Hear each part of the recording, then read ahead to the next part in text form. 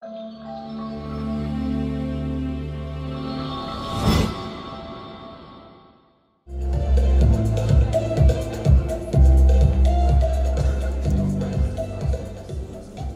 guests, I'd like to welcome you all. I'm Deniz Tuzabiç, I'm the head of Kültür 2000 College English Department, and I'm also a Kültür graduate.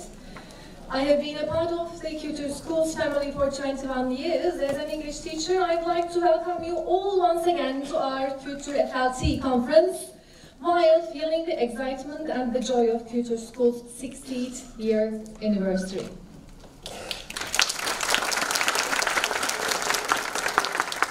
Let's start today.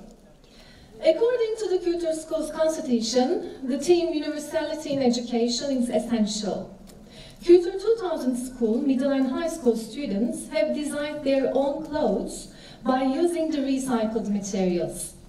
Now I'd like to invite our students and the presenter, Ms. Elis Slavova, for the fashion show called From Waste to Art with your great applause.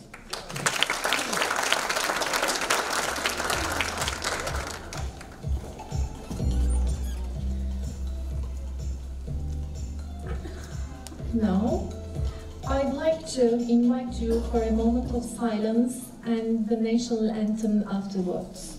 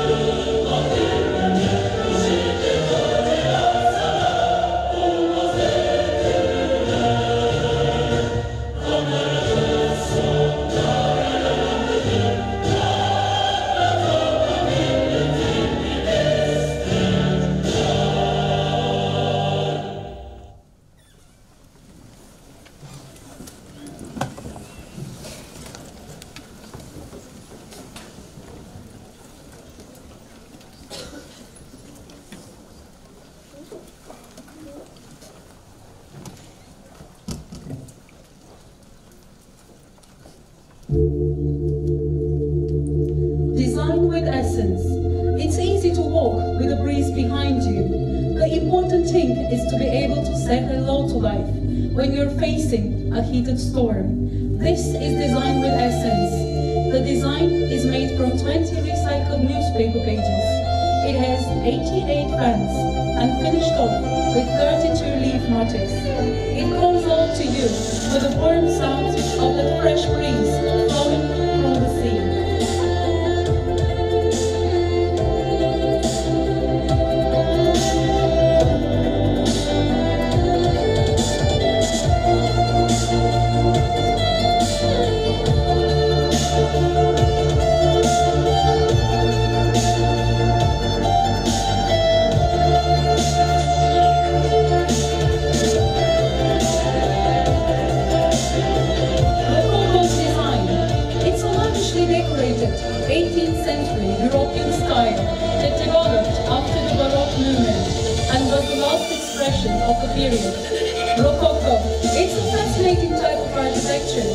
warns you from this colorful period of the history that is engraved on the walls of a palace. Use your imagination to experience this moment, where you can welcome the rococo design, created from 20 raised newsprint pages, raised lace pieces, and the garbage bag.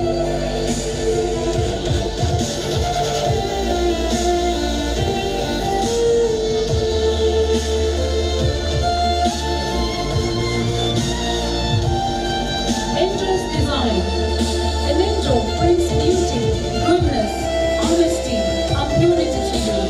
We call this nature's angel, so that she can be reborn, and her wings never break. We created 385 cones made of craft papers, in order to put a little smile on your face. Design of springs. Some objects give you the feeling of infinity, that satisfies you just watching the need to pass through the objects, because it always returns where it starts, or is it where it ends. This design consists of 5 raised boxes. This original work consists of spiral buttons.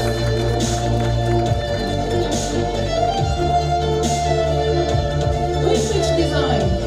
Is it worthwhile to remember past memories or old artifacts, if taken place in the dusty pages of art linked to long journeys?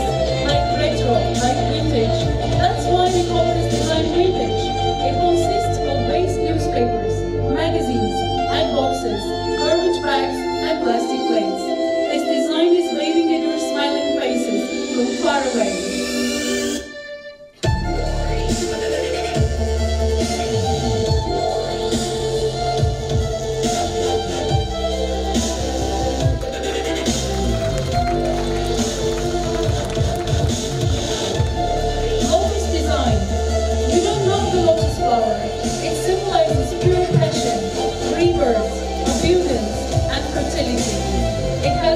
Different forms of spirituality.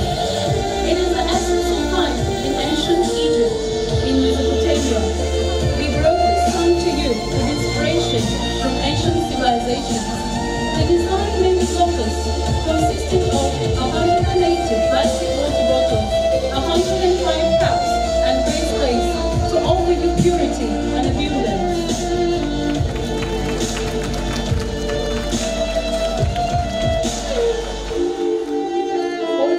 Design. Hydrangea is the symbol of elegance and kindness, brings beauty and elegance to your home.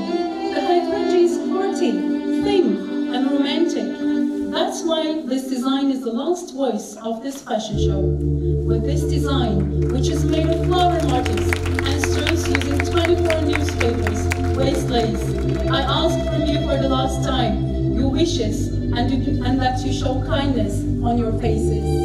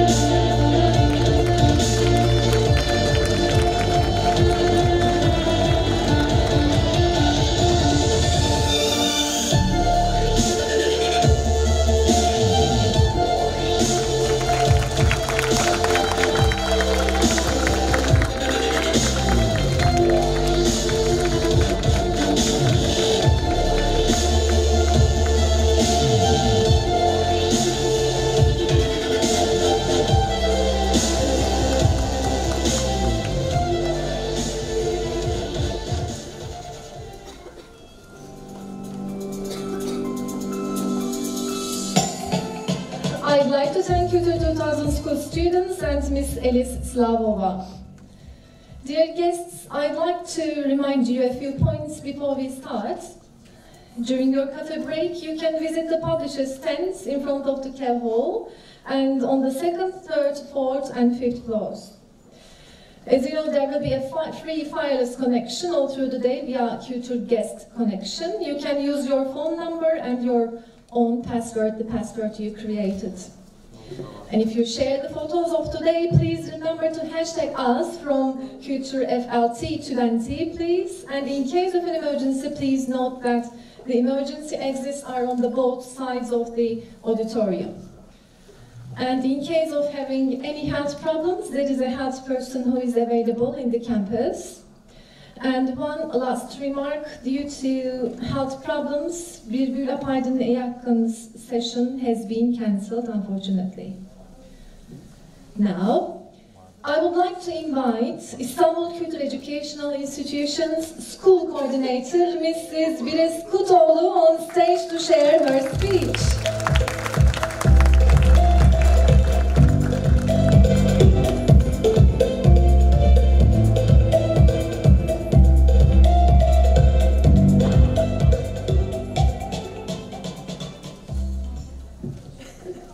Distinguished ladies and gentlemen, dear guests, from a beautiful Istanbul morning, hello everybody. At Kültür College, we are celebrating the 60th anniversary of our establishment this year. We have worked for 60 years to ensure that our students receive qualified education in science, art, sports and foreign languages. We have hundreds of graduates. They now live in many different parts of the world, doing many different professions. One of the most common features is that they use a foreign language very well and have a universal perspective. Most of our graduates express that the successful progress in their business lives lies behind the foreign language that they have learned at Kültür College. This is the greatest happiness for us. As we prepare our students for life, we can see that they are well-equipped individuals for the future.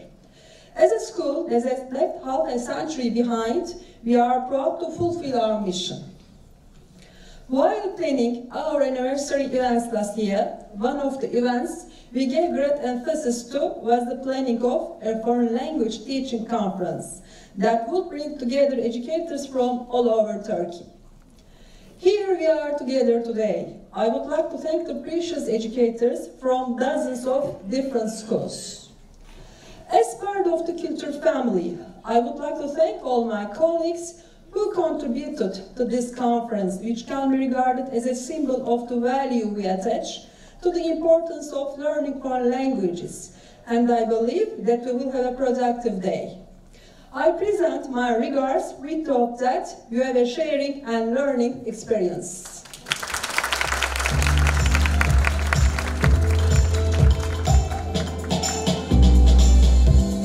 Thank you, Mrs. Kutoğlu, for your nice speech.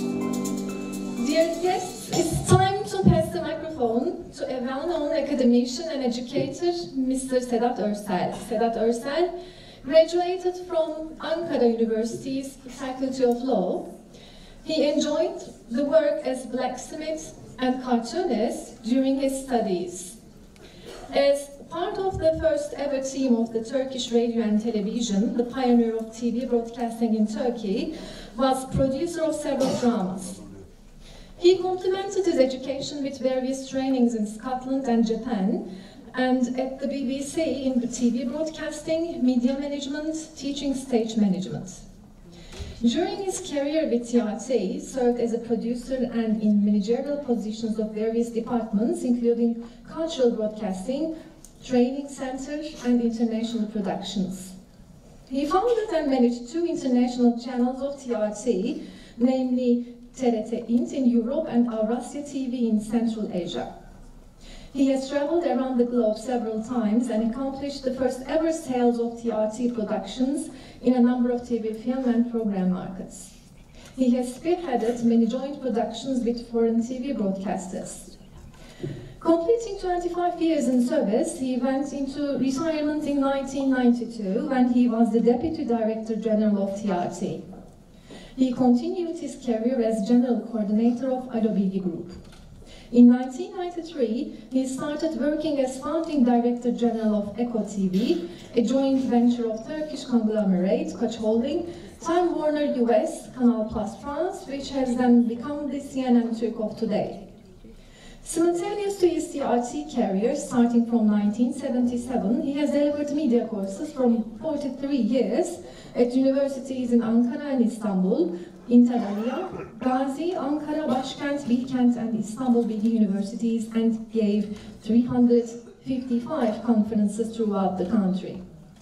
Continues to provide consulting to various organizations and institutions on copyright, TV management, media relations, crisis management, rhetoric, and body language. He has been awarded at least 14 times for his services as TV producer and media manager, including Sedat Simavi Journalism Award in 1990, the most prestigious of its kind.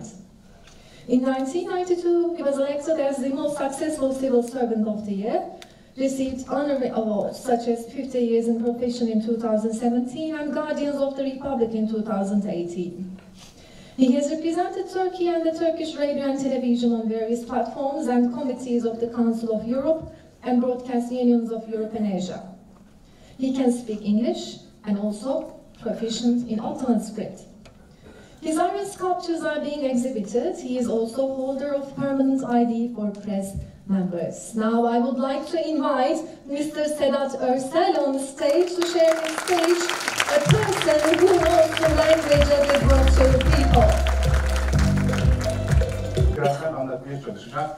Geçen hafta bu konu teklif edildiği zaman hocam gelir misin dediler. Ben çünkü artık üçüncü defa emekli oldum. Hayır falan diyemedim. Kırmızı giyinirseniz gelirim dedim. Ama beyaz giyinmişler, işte siyah giyinmişler bugün. Ben de kırmızı kravat takmıştım halbuki. Efendim, çok önemli bir toplantı. Onun için fazla vaktinizi almak istemiyorum. Evren hangi dille anlarız biz evreni? Şunları söndürmek mümkün müdür sir? Beni görmeseler de olur. Hatta daha da iyi olur. Evet. Burayı çok başardınız. Teşekkür ederim.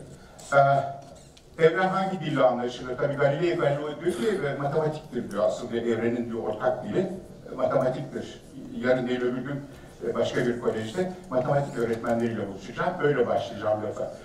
Peki 3 milyon yıldır insanlar hep ne oluyor ya? Niye geldik? Ne arıyorum ben burada? Bu evren nedir diye düşünmüşler ve düşünmeye de devam ediyoruz. Alemi uzaktan seyredip gidenler, yolunu bulamayıp da kaybolanlar çok fazla tabiatıyla. Çok seviyorum bu işi. Bakıyorum 30 sene önce mezun olmuş benden. Ne yapıyorsun? İş arıyorum hocam diyor. Aferin, ara. Çünkü 300 sene falan yaşayacağı için. Efendim söyleyeyim. Bazıları da vaktini boş yere boşa harcayanlar. Yani teach me. Still late sir. Efendim söyleyeyim. Ben burada bu muhteşem topluluğun önünde anlamayanlar üzerinde de konuşmak istiyorum. Bu tabii evreni anlayamamış. En büyük kendisi zannediyor. Önüne geleni tekmeliyor. Ondan büyük biri var. Bizim kuşaktan dinozor. Evet. Bu resmi çok severim ben. Sık sık da başlıyorum. Her parmak 30 yılı anlatır bu resimde. Ömrün 30 yılını. Bu da hayat çivisi. Bu biraderin barnağı ezmiş ilk 30 yılı. Çiviyi çakamamış. İkinci barnağı da ezmiş. 60. Bir baltaya sap olamamış. 90 yaşına gelmiş. Ben bir hikaye anlatacağım. Bu masal değil. Yabancı dil öğretmenlerinin burada ağırlıklı olduğunu biliyorum. Bir yabancı dil bir insanın hayatını ne hale sokar bunu anlatacağım. Müsaadenizle. Sadece yabancı dilden dolayı şu anda sahnede olan adama ne oldu? Ne yaptı yabancı dil? Ben hayata böyle başladım. Çok erken ve çok dipten. Gördüğünüz ben değilim ama böyleydi yani. Atladı çakıyordu. Biz demirciyiz efendim. Soyadım benim Örsel. Böyle kutsal bir demirci örsümüz vardır. 100 yaşında. Benim çalışma masamın üzerinde durur. Atalarımdan kalma bir demirci örsüdür. Bu örsün üzerinde ben çıraklığa başladım 5 yaşında. Ellerim nasırlıydı. Örs ve elimiz vardı. O yüzden soyadı kanunu çıkınca atalarım benim Örsel soyadını almışlar. O örsün bir parçası da alnındadır, şurada. Benimle birlikte toprağa gidecek. 13 yaşındayken çalışırken oradan sıçradı, buraya girdi, çıkaramadılar, kalsın dedi. Efendim söyleyeyim. Bu tabii küçük çocuğun çok büyük hayalleri vardı efendim. Müthiş, ben romantik bir adamım. Hayaller kurardım 5 yaşındayken. Ve ben güreşçi olmamı isterdim. Nedense böyle ille bütün mahalledeki çocuklara tutuşuyor. Hele gelin de bir güreş yapalım. Nefret ederim. Annem doktor olmamı isterdi. Güzel kızların göbeğini muayene edersin yavrum diye. Öğretmenim sanatçı olmamı isterdim. Bir öğretmen vardı bizim mahallede. Komşular mühendis, bilim adamı bilmem, herkesin bir fikri var. Bir tek gerçekçi vardı, babam. Adam ol derdi. Adam ol, çöpçü olabilirsin. Çünkü ucu açık bir iş. Adam olunma diye bir diploma bilmem ne falan yok. Yani ömrünüzün son nefesine kadar adam olmaya çabalarsınız. Değil mi? Buradaki adamda cinsiyet yok yalnız, kadın erkek birleşik. Adam olun derdi. Tabii çok üzülüyorum ben bu işten. Önce atalarım bir demirci olmak istiyordum.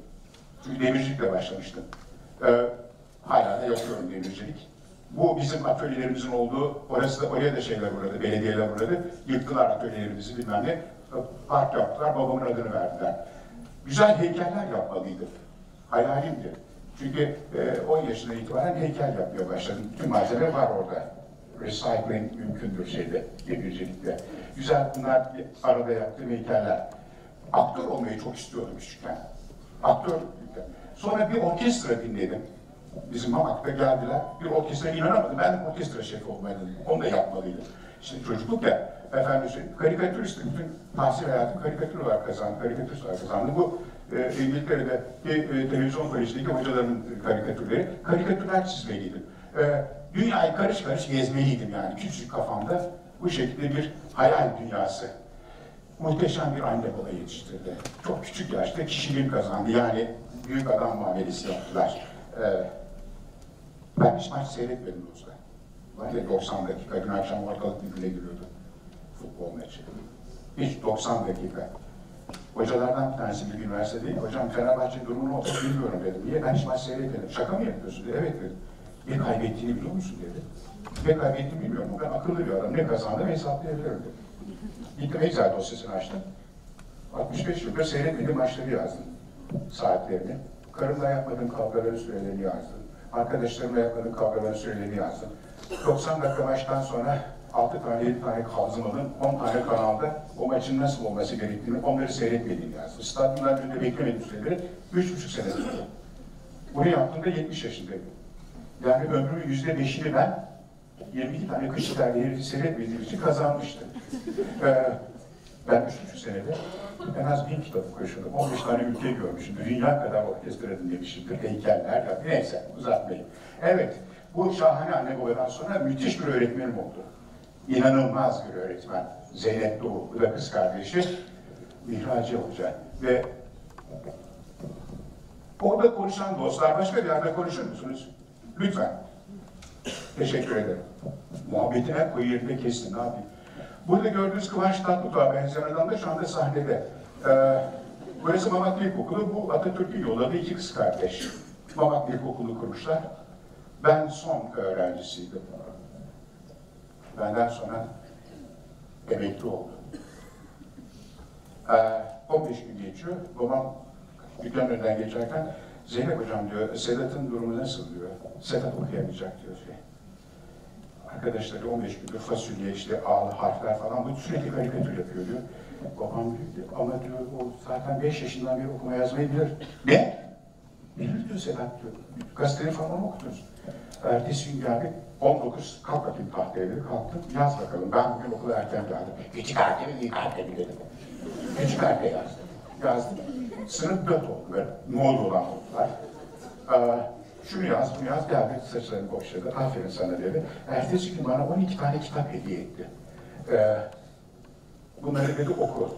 Jules Verne'in kitapları arkadaşlarına anlatırsın dedi. Aklımı oynatıyordu. Bir de atlas hediye etti böyle. Faikran'ın atlasını. Ondan sonra o tombul elleriyle kalemi aldı. Dedi ki Sedat'cığım bak dedi burası Avrupa. Ben ilk defa dünyanın yuvarlak olduğunu Atlas'ta gördüm. Televizyon yok, bilgisayar yok, hiçbir şey yok yani. Ondan sonra burası da Avrupa. Burada dedi bak bu İtalya, burası İngiltere, burası Almanya dedi, burası Fransa. Bu 4 memleketi muhakkak gör yavrum dedi. Peki efendim. Ne yapacağım dedi gör. Babanla da konuşacağım, senin dedi lisan öğrenmen lazım. 1. sınıfın 1. ayındayız. Ben atlası kaptım, götürdüm. Serdim halının üzerine. Elime kalemi aldım, benim elim de tombul tabii. Dedim ki ulan 4 memleket, bir Türk erkeğine ambargo konur mu? Hepsini göreceğim anasını satayım dedim. Ve başladım çizmeye. Alaska, göreceğim. Kaliforniya, göreceğim. İşte Latin Amerika, bilmem Rio'lar, Fransız Guyanalar, bilmem Amazonlar göreceğim. Afrika göreceğim. Efendim söyleyeyim. Çiziyorum habire. Asya, Avustralya, Japonya göreceğim. Sibirya göreceğim. Hindistan, Orta Doğu. Öyle bir şey var. Çizgi var. Efendim söyleyeyim. Bu ne yazıyor ya? Kutup bölgesi yazıyor. 7 yaşındayım. Elimde de kalem. Dünya bana nasıl direnebilir ki? Göreceğim anasını satayım diye. Ben kutup dahil bütün ülkeleri ve kıtaları gördüm. Çünkü bir öğretmen dünyayı benim nasırda minik avuçlarıma verdi. Buyur dedi. Verdi ama ben bu dünyanın dilini bilmiyorum ki, karanlık bir dünya orası. Dilini bilmediğim bir dünya, yolunu dilini bilmediğim bir dünya. Onu da akıl etti. O selanikli güzel. Babama dedi ki bir İngilizce hocası tutacaksınız. O sırada Mamak'ta villada oturan bir İngiltere'de okumuş, ilkokul, ortaokul, üniversiteyi bir İngiliz hocası var. Onunla anlaşma yaptı. Öğretmen dedi ki oğluma İngilizce dersi verir misin? Neden dedi? Bir lisan bir insan, 2 lisan 2 insan dedi. Bu lafı hiç unutmadım. Sorduğu zaman da değil mi? Nedir konumuz? Bir lisan değil. Dolayısıyla benim konuşuyordum hocamla, Bilge Karasu 11 insandı, 11 dil biliyor düşündü değil mi? Bizim İlber, yani 8-10 tane insan biliyor İlber, yani, değil mi? Bu da made of, recycled one. Ben de yine benim. Evet efendim, böyle bir güzellikle anlaşma yaptılar. Muhteşem bir şey. Dünya dilisi derdi ben ona. Çünkü dünyacayı konuşuyordu. İngilizce bana göre o zaman dünyacaydı. Şimdi artık ver burada. Nuriye Hoca. Efendim söyleyeyim. Ve beni babam dedi ki 2 kişi olmazsa dedi ders veremem. Tek çocuğa olmaz. Var mı lan dedi 2. kişi. 1. sınıfın 1. ayında Gaz Maske Fabrikası'nın müdürünün kızı Füsun'la evlenmeye karar verdi ve ilk defa öptüm onu dudağından. O yüzden bir Türk erkeği olarak karım hakkında karar verme yetkisi bendeydi. Var dedi. Şimdi Füsun'a tebliğ ettik. Kursa gidiyoruz kadın. Hazırlan. Kadınımla birlikte 5 sene bizi eğitti hocamız. Dünyayı hafiften anlamaya başladım. Bilgisayar yok, televizyon yok. Efendim söyleyeyim. Çok kitap okudum. Deli gibi. Çok hoşuma gitti kitap okumak. İngilizce ve eski yazı öğrendim. Çünkü birisi benim bak kelime dokundu. Dedi ki dünyada 200 milyon Türk vardı ama birbirinin alfabesini bilmiyorlar dedi. Birileri de Arap alfabesi kullanıyor, birileri de Kiril alfabesi kullanıyor. Ben bir Türk'ümdür. Hatta niye öğrenmeyeyim ulan? Yani dünya önümde ve hep yenmem gereken şeyler var. İşte bu. Öğrendim. Dolayısıyla Mark Twain'leri, Charles Dickens'ları, Jules Verne'leri İngilizcelerinden okudum. Daha okul bitmeden. Sonra Nutku eski yazı, bunun orijinal 1. baskısı bendedir kütüphanemde. Efendim söyleyeyim. Oradan kendi eski yazısından, Kiril alfabesinden Yunus Emre'leri okudum. Onları bir de üstelik yeni yazıya aktarmaya başladım. Daha ortaokul sıralarındayken. Yabancı avcılarla kuş dilinden konuştum. Çünkü Avcılar Kulübü'nün başkanıydı babam. Orada İngiliz ve Amerikalı şeyler vardı. Avcılar beni tercüman olarak kullanıyorlar. Düşünebiliyor musun? İlkokul son sınıftayım. Ondan sonra ulan bir gün kavram, tüfek, av, bilmem ne, sözlüğe baka bir süre sonra bayağı bir avcılık tercümanı haline geldim. Evet. Sonra 11 yaşında babam trene bindirdi. Beni orada ortaokul falan yoktu Mamak'ta. 17 uzakta bir Ankara Atatürk Lisesi'ne yazdırdı. Ankara Atatürk Lisesi o zaman Ankara'daki 3 liseden bir tanesi. 61'e geldiğimizde Ruslar bir hafta ettiler. Uzaya bir füze yolladılar. Sonra Yuri Gagarin diye bir garibanı koydular içine. Herif orada 108 dakikada dünyayı dolaştı, döndü geldi, aklım oynatıyordu. Televizyon yok, işte bilgisayar yok, gazetelerden okuyoruz, radyo söylüyor. Amerika ile aralarında müthiş bir rekabet başladı. O bir tane atıyor, öteki bir tane atıyor falan, göğü deldiler. Efendim söyleyeyim. Uzay, gezegenler ve benim 15 yaşım. Terasınız çok güzeldi, böyle yatıyorum ben. Ay'a bakıyorum, yıldızlara bakıyorum. Evet. Evet, Ay'a gittim. Ya, salaklığın da bir şeyi olur, bir haddi olur değil mi? Oraya git. Kendi gözümle ayın şeklini çözmeye çalışıyorum. Ne tür canlılar vardır orada falan diye. Efendim söyleyeyim. Tabii karar verdim. Karar verdim. Bilime, evrene yönelik. Ve demirci uzaya. Demirciliği bıraktım, hayallerimin peşinde koşmaya başladım. O sırada çekmişleri, sıkıntı çektiyse hayallerimin peşinde koşarken uzaycı olmaya gidiyorum. Efendim, gece gündüz uzayın hayalini yaşadım. Matematik, geometri, feci şekilde lisan ilerletmek için. Gittikçe dayanılmaz hale geliyor adam. 15 yaş. Dolayısıyla gideceğim yer, nasıl gideceğimi bilmiyorum. Ama çalışıyorum bunun için. Bütün idealim bu Profesör Werner von Braun, Hitler'in sağ kolu gibi füzeleri yapan, İngiltere'ye attığı o devirleri yollayan adam. Süren kaldı mı hocam? Saptırıyor mu? Yandınız.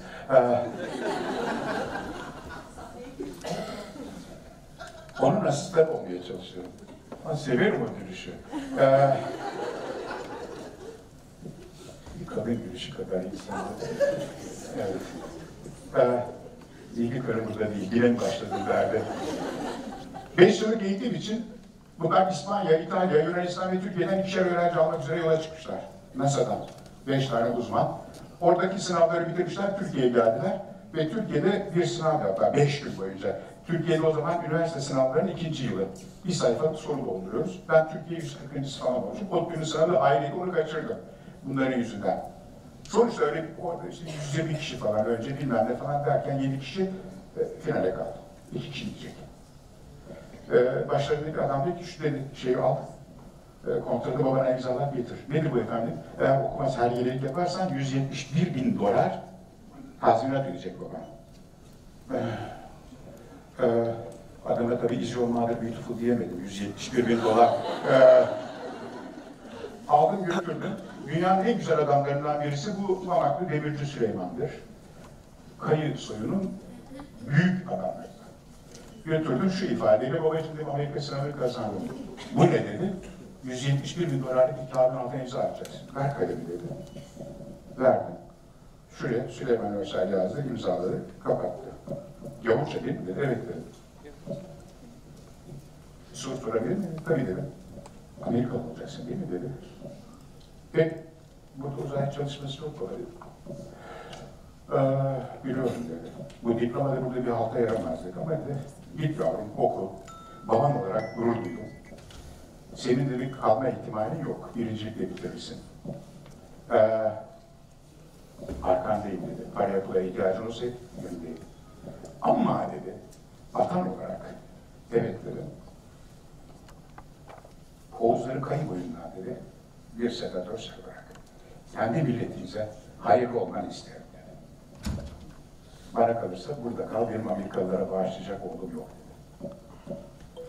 Fena oldu.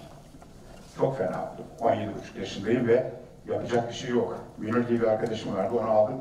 Dedim ki Münir bu akşam karar var, sana açıklayacağım. Beraber gittik.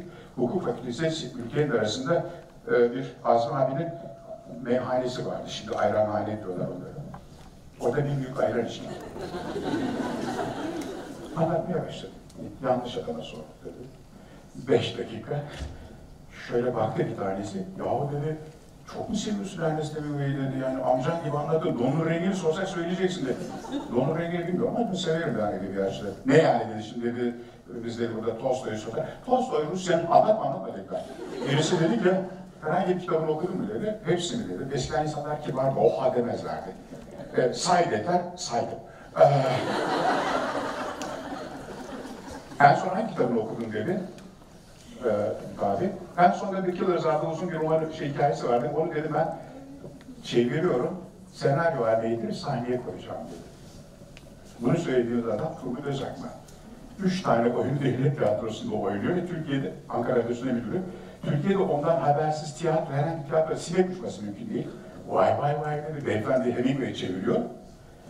Senaryo haline getiriyor, sahneye koyuyor dedi. Nerede yapacaksınız bu işi? Ben dedim hukuk fakültesi tiyatro kulübü başkanıyım efendim, orada yapacağım. Bir de oyna bari dedi. Evet, Zenci Sempo'yu var dedim, katil kasap onu oynayacak. Her şeyim uygun, sadece siyah oynayacağım o kadar. Ağzım, burnum, boyum, uzun bacaklarım, her şey uygun. Ben söyleyeyim. Tam 45 dakika sınav yaptılar.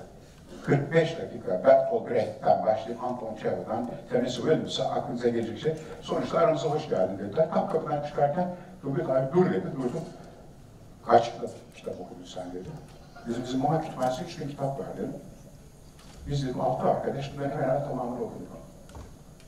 Kaç yaşındasın dedi. 20 dedim. Defol dedi. Defoldum. Bunu bana ölmeden 2 sene önce Çanakkale filminin karısıyla beraber gittik. Orada kendisi hatırladı, ben unutmuştum. Her sene söyledim, ulan manyağın teki var, herif 20 yaşına gelince 3000 kitap okumuş diye. Eğer o manyak o kitapları okumasaydı, o İngilizce hocası ona o İngilizce öğretmeseydi, o kitapları falan bilemeyecekti. Bizim Mamak'tan şoför muavini çıkar, her yere çıkar, Allah'tan her yere tarafım devam ediyor, kabadayı çıkar. Yani çok azdır yırtık olan. Formülü bulurlar, doktor olurlar, kursör olurlar, iyi futbolcu olurlar. Ama televizyon falan yoktu tabii. Benim yolumu açan İngilizce öğretmeni oldu. Bana İngilizce öğretmeseydi ben dünya dilini konuşamayacaktım ve onları okuyamayacaktım. Bu konferans son derece önemli dostlar. Birbirimizi tanıyın dedi. Ben çünkü matematik öğretmenlere seminer yapıyorum, edebiyat öğretmenleri, tarih öğretmenleri, felsefe öğretmenleri değil mi? But now I'd like to invite Istanbul Kültür Education Institution School Coordinator, Mrs. Biriz Kutoğlu, on stage.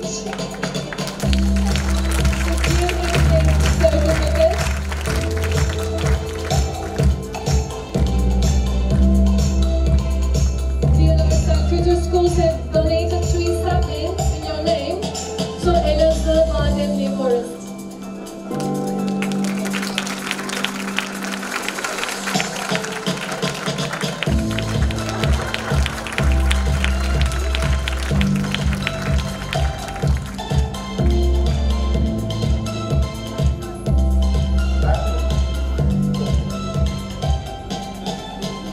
Bunun kadar beni mutlu eder. Artık bir ormanım var yani inanılmaz bir şey. Birçok ağaçlar dikiliyor devamlı olarak. Ben de ormanıma dönebilirim. Birbirine sahip olarak. Hocam çok teşekkürler.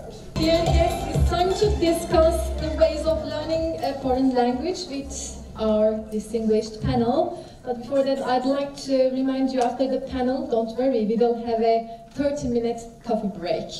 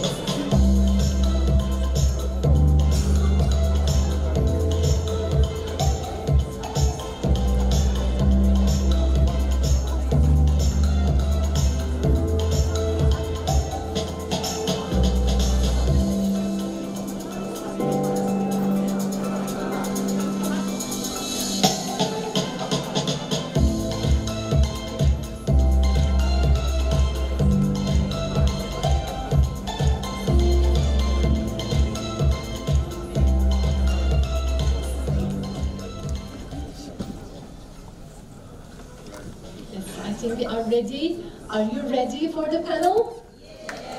Great! Now I'd like to invite the moderator of our panel on stage, Miss Angela Matheson, the Kültür School's English Education Director. The microphone is yours, Miss Matheson.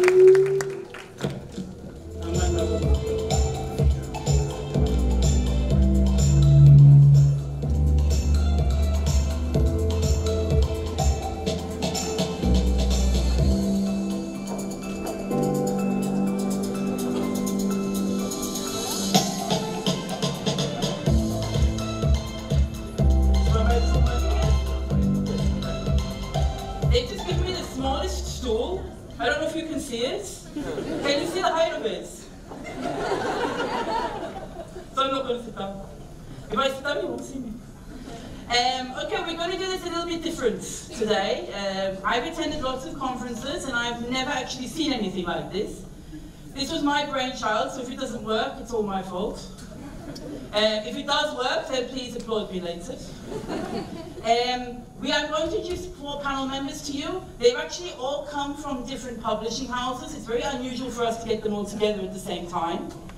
They're all actually international, so it's very unusual now in Turkey to see so many foreigners together at the same stage.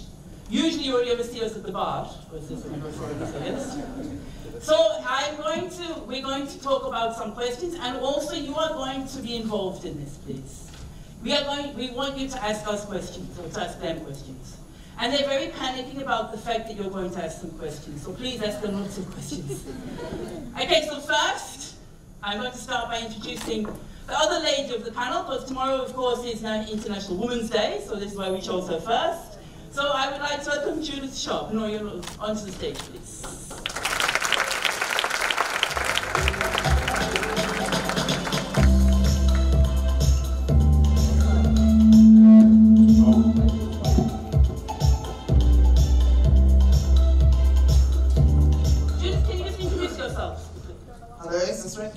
Hi, my name is Judith. I've been in Turkey 25 years. I've been in ELT here for about 10 or 12 years. I work for Inkash. We distribute Express Publishing. It's very nice to be here. Thank you, Angela. I loved the fashion show earlier, so I would wear some of those outfits, clothes. And look forward to what the next 45 minutes brings. Thank you. Okay, thank you. And our next panel member, who became a doctor last week, so he just told me, is Dr. Tony Gur. To the stage, please.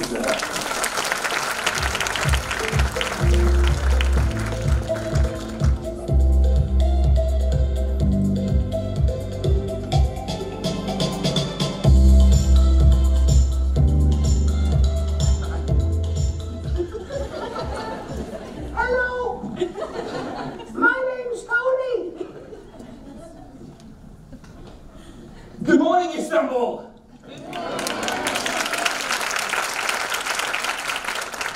I'm Tony. I'm the original Hanan Köhler, as you know. Because I've been here for so long and I'm getting really old now, I'm the Enişte. You know? Angela wrote me into this one and promised me that I'd get a high chair. She's broken her promise already, but I'm really happy to be here. Inshallah, we'll do a good job. Okay, and next onto the stage, who deliberately changed his flight so he could be with us this morning, and he's flying back to Scotland this afternoon, Mr. Andy Cowan.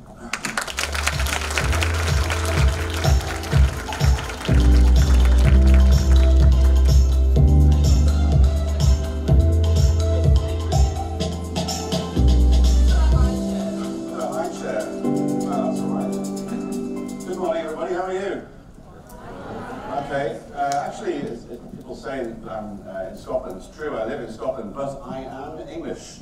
It is possible to live in a foreign country and be from somewhere else, but everywhere I go, they say, oh, you don't sound Scottish. I go, no, I'm English, living in Scotland, you know. But you don't sound Scottish.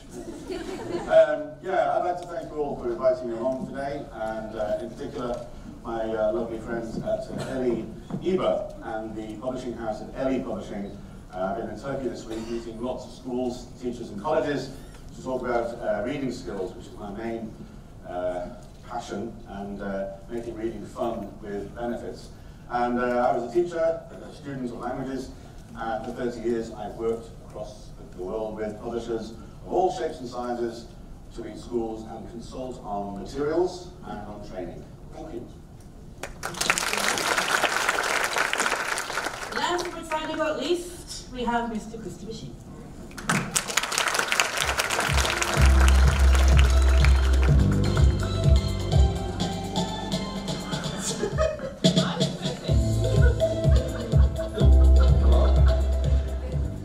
My still looks fine. Thank you. Not too bad. For introductions, I'll just do the who, what, when, where, why. So my name is Christopher Sheen. The what, I'm a teacher trainer and professional development coordinator with Oxford University Press here in Turkey. The when, I came to Turkey near the end of 2014, and I first got involved in education in 1993. Quite a while ago, as a university student tutor. The where, I'm from Prince Edward Island, Canada. It's on the East Coast. And the why am I in Turkey? Well, it's kind of connected to the 2002 World Cup. It has some roots in that, but that's a story for a different day. So let's get started. Okay, are you ready? No. No? Well, anybody's no. Like a hot chair. Got a hotline to phone friend. Okay. Have you got Uncle Google on? Yeah, Google's here. Okay. Our next Google down there. Share Google. I'm just watching a Netflix film. Okay. On education. Are you sure? Yeah, but no. Okay, my first question to the panel is, how can you learn a foreign language? And I'm going to start at this end with Chris, please. I think I will stand. I'm in that zone. I'll stand. Well, I think language learning, whether it's your first language or any other language, I think it boils down to, in my opinion, motivation and exposure. So if you can tap into those two things first, that's a really good starting point. Okay. You know, when babies, when they come into the world, their motivation is survival. And they've got, you know, humans have three brains. There's reptilian, which is their survival, the mammalian, which regulates your emotions. And then there's a primate, which kind of makes us, the humans that we are, controlling everything. So when you first come into the world, it's your reptilian and mammalian brain that are in overdrive for the first couple of years. So that motivation is like on cruise control. So when it comes to second language teaching, it's a little bit different. We've got to look at motivation from a completely different angle. So motivation and exposure is what I would start with. Okay, Judith, anything to add? Well, I kind of agree. From a young age, it's exposure. It's all about as much as you can give them. It's about also, well, with little kids, maybe not so much as maybe motivation, but they want to communicate, so they're barely speaking in their first language at this stage. But it's bringing fun into the classroom, letting them participate in the class, not being the teacher in a sense, but being with the younger kids. I always say being a mother in the classroom, except you've got 20 instead of 1. But having fun, games, chants, rhymes, song, hands-on, feeling, kinesthetic, active. That is how we learn language from a young age. As we get older, try to contextualize it, try to make it as real as possible to their lives. Thank you. Tony? I've got a 4-step process. 1, find a boyfriend or a girlfriend. Motivation, that's motivation. Trick them into marrying you. Get a passport from them. Go and live there. Okay, that aside, yeah, I mean, I think there's elements of what both of you have said. But for me, you know, okay, in a classroom situation, fun is important. Most people need fun in order to help them. But I think that the link with motivation is there as well. And what we've got to do is we've got to realize that language is hard work. I look at you guys, and you are some of the best language users in the whole of Turkey. And you didn't get that good just by going and sitting in a class. You read books, you listened to music, you learned vocabulary, you wrote notes. You know, you worked hard. That's how you improve. But I think the other side of the coin is for the motivation, you also tapped into something which was your purpose for learning language? Because I think that's a big problem with so many people, especially kids. You ask them, you know, Ahmed, why are you learning English? 7-year-old kids don't know why they're learning English. So a big point is to help them see how English can be useful to them. You know, as little kids, you know, it can be watching cartoons, it can be playing video games with their little pal in Japan, but that they get that purpose that can then become their motivation for learning English, and when they're in class, they can apply a lot of those things, yeah, yes, to their own situation. Yes, I agree. Yeah. And Andy, is your film finished? It wasn't that good. I started listening at the end. Actually, no, I'd like to follow on from Tony's point there. That's absolutely right. The outcomes, I think as school progresses through, 10, 11, 12 years, it seems to go, the motivation, to come back to Chris's point, goes down because it becomes more about the drive for tests. It's the same in the UK, it's the same everywhere. I just wish that would change, and maybe one day somebody here can or will change that.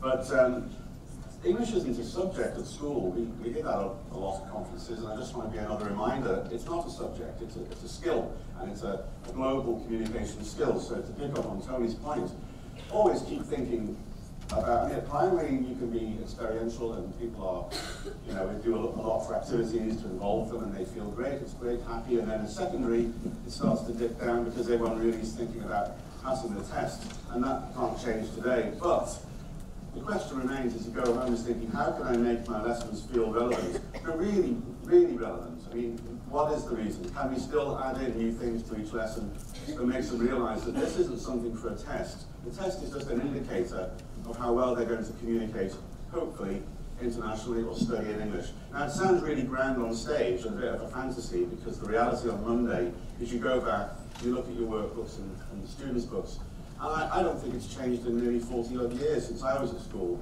in the UK and here, and I just wish that that would be more the case. I know teachers work hard to make it relevant and realistic, and it's very hard to change the way things are, but even small changes make a difference. English is a skill, not a subject. And one final thing I want to say on the motivation side is not every lesson, or every part of every lesson, or every part of every piece of homework has to be difficult. There's no rule that says that working with an English, learning a language has to be difficult all the time. Make it easy sometimes. And maybe I'll come to that later when I talk about my main reason for being in Turkey very often, is to encourage teachers to use easy reading with language benefits to follow in ways that even teachers don't understand or parents understand. So my final comment would be to educate parents about what teaching really should be, and not what it used to be and what they want to give from what they had in the past. Thank you very much. Now I'm opening it to the floor. Can we switch the lights on, please? Jada. Get lipstick on. Okay, does anybody have any questions for the panel about this subject? Please say yes. We have a question at the back. We have some microphone runners, I believe. Question over here. Thank you. I have two questions. The first one is, have any of you learned a foreign language? Who do you want to direct it to? The five of you. To all of you. Have anybody know a different language? Okay, from your experience, how can we learn a foreign language? Okay. I learned it by being in the country. So I learned to speak Turkish. So boyfriend, marriage? No. My husband spoke my language. I didn't follow that rule, the 4-step program. Maybe he followed the 4-step program. I don't know, but he never took my passport. Being in the country, of course, I have far more advantages being surrounded by Turkish, 24 hours a day. The minute I step out of my house, I'm in a Turkish world, so it made it a bit easier. Of course, I didn't learn Turkish formally, so my grammar can be a little bit upside down, as I didn't have formal education in learning the language, but definitely through a lot of exposure to the language. This is how I learned the second language. Actually, I had a third language when I was from my country of birth, South Africa. Afrikaans was compulsory in our education system. And we had to learn it whether we wanted or not. It was compulsory to such an extent that if we failed the language, we failed the whole year, regardless if we got 90% for maths or science. You failed that language, your second language, you had to redo the whole year. I learned that formally in the classroom, and I remember learning the second language, and that time it was all very classic, not a lot of fun related to it. They weren't on about playing games in the classroom, or a lot of activities, or sit down and listen to the teacher. We didn't really have textbooks at that time, but I struggled to learn the language under those conditions. Andy? Yes, way back, it was only for us, it was just French. We learned French at school, and I hated it. I did. Nothing to do with French, different conference maybe. But I absolutely hated it. First 2 years, teacher, I don't think you even like children, let alone French. And actually I really struggled. And thanks to my dad, who liked languages, he encouraged me, but I still didn't get it. And here's an interesting thing.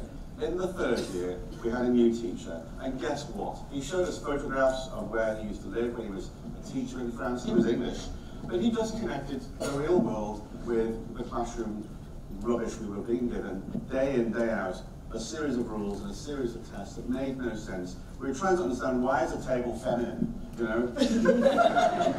what makes a table, let's not go there, but... And then in 1978, they invented German, and I started doing German, and I did that, and I thought, that's potentially 3 countries for the price of 1. So I studied German, and actually, yeah, I got a girlfriend. But here's the thing. Just because you have a girlfriend or a boyfriend or you're in the country, the one thing that on a serious note, the one thing that these experiences have in common. Yes, the fastest way to learn a language is to go to the country, and that's because of exposure. But I don't know any Turkish really, but I only know, some words, and those words are the obvious hello, goodbye, thank you, where am I words, Where am I is quite a popular question I use a lot.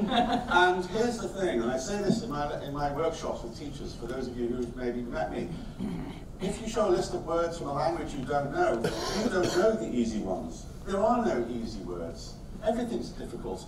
There's only high frequency and low frequency. Hello isn't easier than a word like tin. Tin is a small word, but it's not easier. It's high frequency, low frequency. So my final point on this, exposure on a regular basis to things that they already know, which is why I promote graded reading so much. Read below your level, not too high.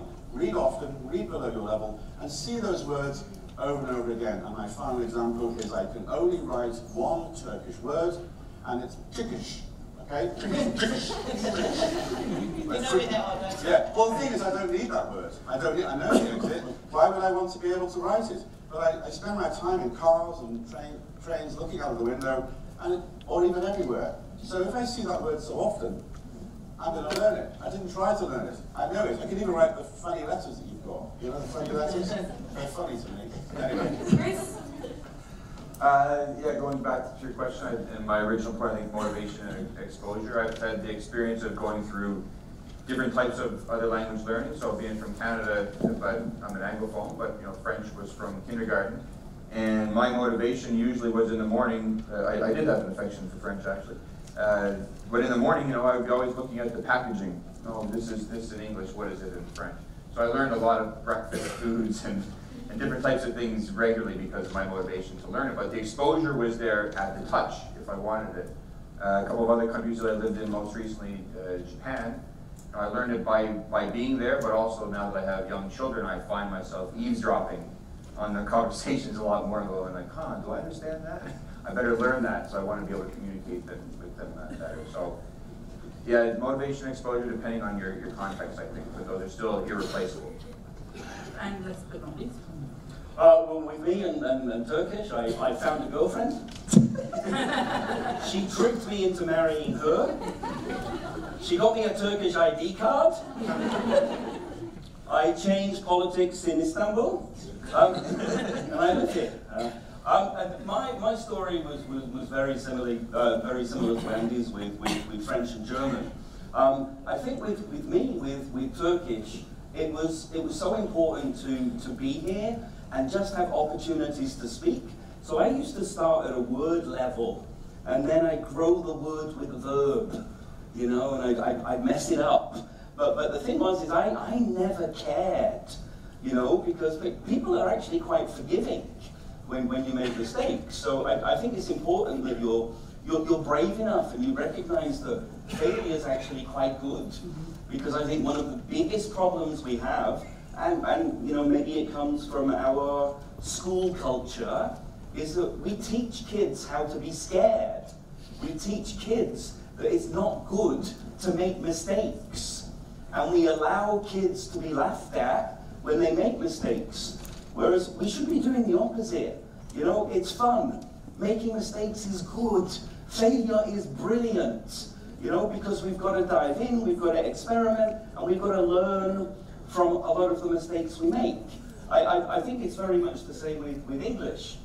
You know, I've been fighting against PPP for years because it follows the same process. It's about spoon-feeding kids, you know, that we present them grammar rules, then we have controlled practice where they're not allowed to make any mistakes, and then we give them an open practice activity where we sort of say, Heidi McCullum, speak to each other in present perfect.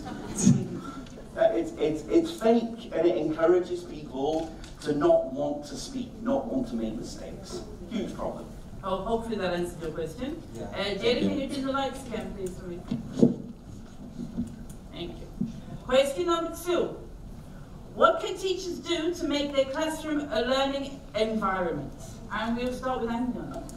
Well, that's easy. My whole radar at the moment, as I go around schools in different countries, is to pass on the message, not my idea, but the message that kids, especially teenagers, should be surrounded by books that they can choose by level and by topic. And it sounds easy to say, very difficult to implement when people in training or in systems believe there's no time to read. But I do believe a simple library system, not a building, not a complex system, a Google sheet or a worksheet with 2 students happy to be your administrators. Graded readers are the answer, not because I'm with a publisher that does that necessarily, but because the message of reading easily is, and frequently, by choice and by level, not being forced to read the same book is my main agenda, generally, and for probably the rest of my career, because I just see so much benefit from the reading. It's done easily. So, environment, shelf of books, a program that starts and carries on through school. That you do have to read some books for the curriculum, but you can also choose your own by level and by topic, and you can put them back if you don't like them. Yep. Chris? Yeah, just going to the point of like how we can help not just the students, but I'm thinking from a teacher's perspective. So how to help our teachers get more motivated when they enter the classroom as well. And so I think at schools, we can set the curriculum and the timetables, etc., to give teachers more time to prepare their lessons, more time to think about what they need to fill in the gaps in their own learning. You know, learn constructivist systems, learn, you know, humanist from Carl Rogers, all that type of stuff. Because we need to be able to tap into what motivates the kids and how to create a larger exposure. So we're in the case of English, we're in a country where it's not visible all the time everywhere. So as teachers, we're trying to provide a context to do that. So we're trying to replicate the L1 as much as possible, but we know there's limitations there, right? And also going to what Tony said about this phobia of making mistakes. Like, I think one advantage that the babies have, not only is their 2 brains and their brains are highly plastic at that age, but the exposure is overwhelming to it. When you think about how many times people approach the baby trying to interact, and when the baby makes a mistake, we laugh and encourage it to keep going. But we somehow don't approach other language learners that way, maybe because of their age, but their level could still be that level of a very young learner, you know? So we got to really, we got to break down this phobia of making mistakes. So giving more training to the teachers to find what motivates the kids, learning with the zeitgeist, etc. But also, you know, treating the kids a little bit more human, baby-like in a way sometimes with their mistakes. Donnie? I mean, a lot of the same points, really. If I was going to push one additional point, it's based on the fact that I've been teaching for nearly 35 years and working with teachers for nearly 35 years. And even though I've seen small changes, there's a lot of things that haven't changed that really have to change. And I don't think we can wait for school administrators or principals or the ministry to sort of bring that change forward, I think it's got to come from teachers. Yeah? Some of the best teachers we have around are famous for what? Breaking the rules. Breaking the rules to do what's right for student learning. Yeah? Not following a silly pacing plan that makes them go Unit 1, Unit 2, Unit 3, Unit 4, Unit 5. Hey Val, the test is coming. That is not learning. That is just covering the material. Yeah? Breaking the rules to make sure that our goal is improving the growth of student learning. You close your door and nobody comes in most of the time. Do what's right for the kids. And Judith, I go into classrooms still quite a lot. I go around Turkey last week. This week, last week I was in Trabzon, Giresun High School, Fenesisi. I'm also speaking to the teachers on a different level, speaking to the students, and the biggest complaint is time. They know what they should be doing. They understand the lesson planning, the activities, bringing in a variety, even for the high school students, making it fun for them, trying to bring real life into a really empty classroom with not a lot of resources on hand. So I think yes, breaking the rules is good, but when you have schools that are 20 campuses now, 32 campuses, schools need to, it's kind of like a chain store, like Zara or something. They have to follow the same system. And so teachers' hands are sometimes a little bit tied because they've got to keep up with the other campuses or this campus, regardless of the profile of those students in different campuses around Turkey. So I think it's really difficult sometimes for teachers to create that learning environment that they believe in, and they know that that's what should be happening, because you're all here today. You're all going to numbers of ELT conferences. You're attending workshops. We have Google now. You are doing the research. We are doing our masters. We are doing our doctorates, our PhDs. We're not ignorant, but sometimes I think we also need help from administration, from owners of schools, from management, working together to create the books in the classroom. This is money. This is resources. This is cost. So I sometimes think teachers get they kind of know what they should be doing, but they kind of get, well, why aren't you doing it?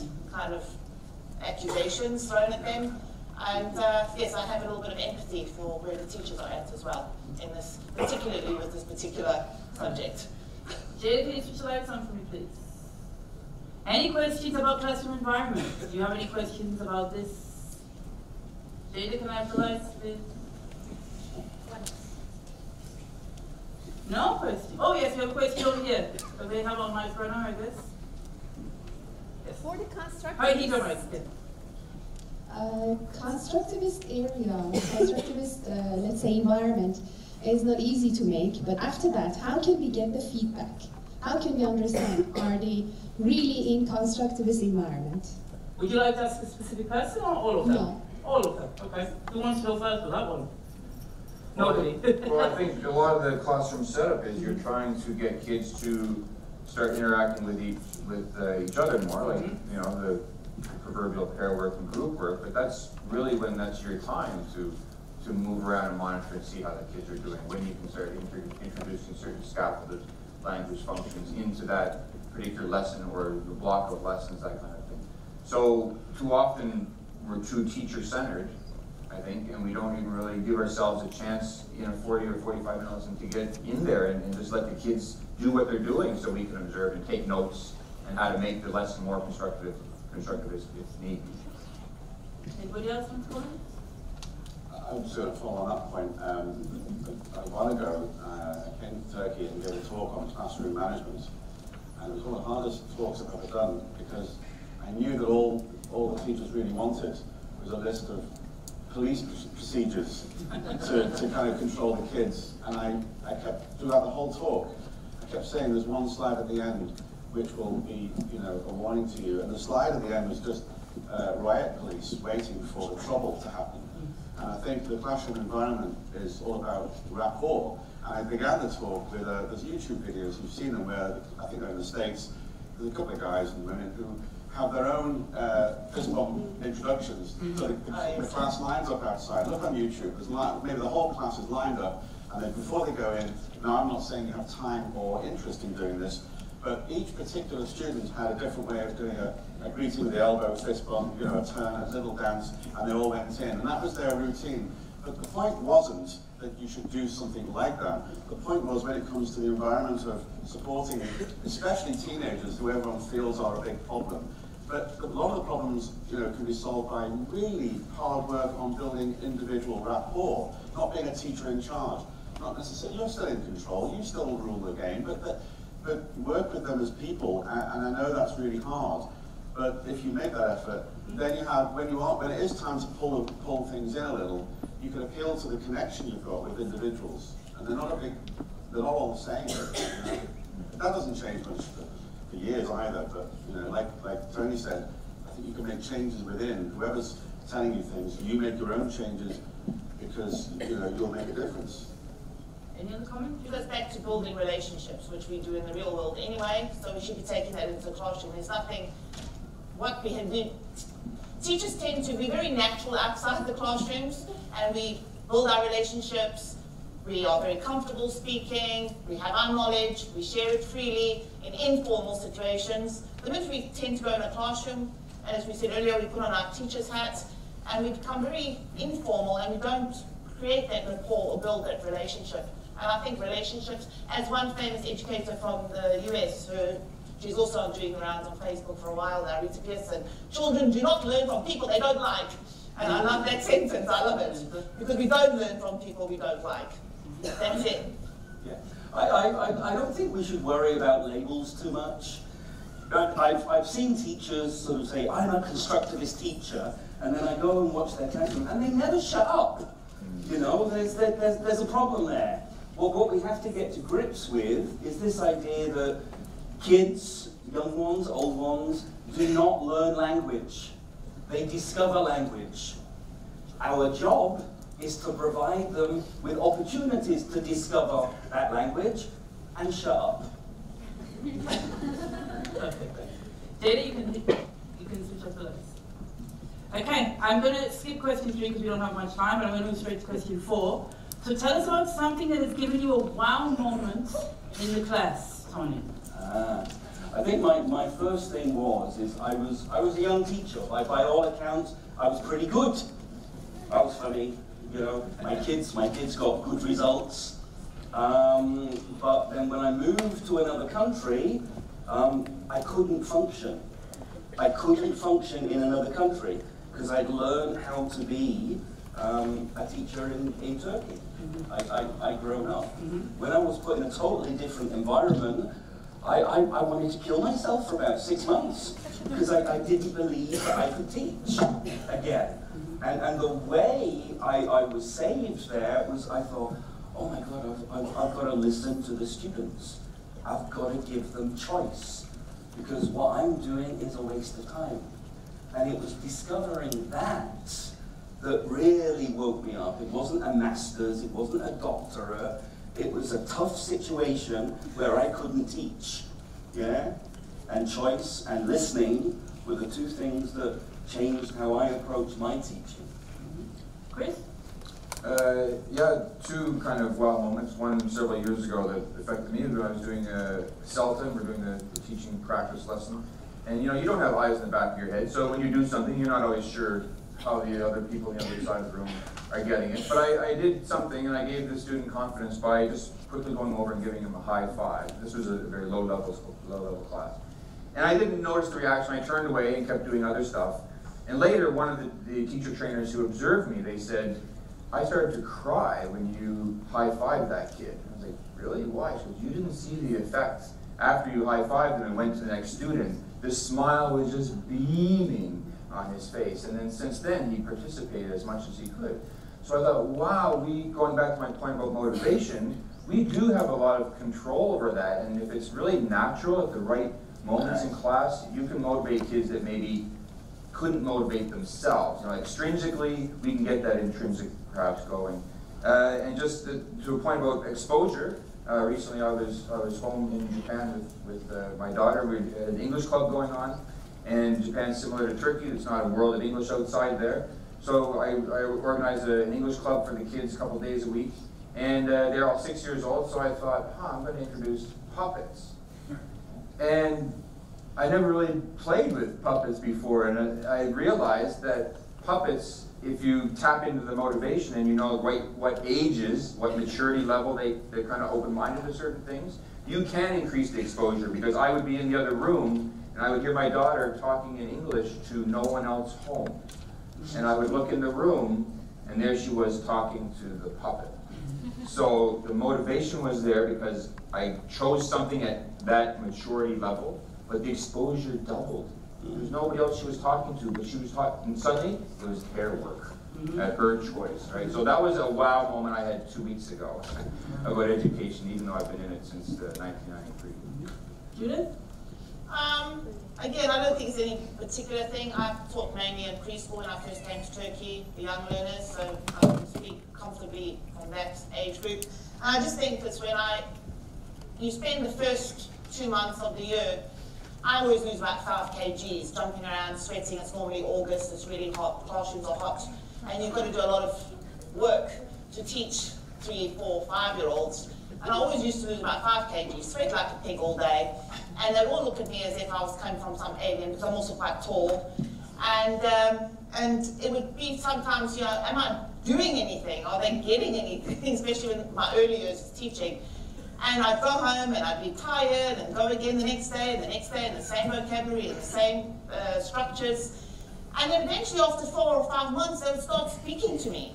And not just words, like mini sentences, actually forming, putting it all together and understanding my instructions. And those were the wow moments for me, because it was breakthrough. They actually understood this mad foreigner who was going crazy in their classroom. So I love it when I see the light bulb going off, when they actually start understanding the language and showing that they're actually enjoying what's happening in the classroom. That's when I feel good. Andy? Yeah, I thought a lot about that question. I thought of a few things that happened, and I didn't think they were all that powerful. So then I thought what I'd say, and it really is an important message I want to say about it.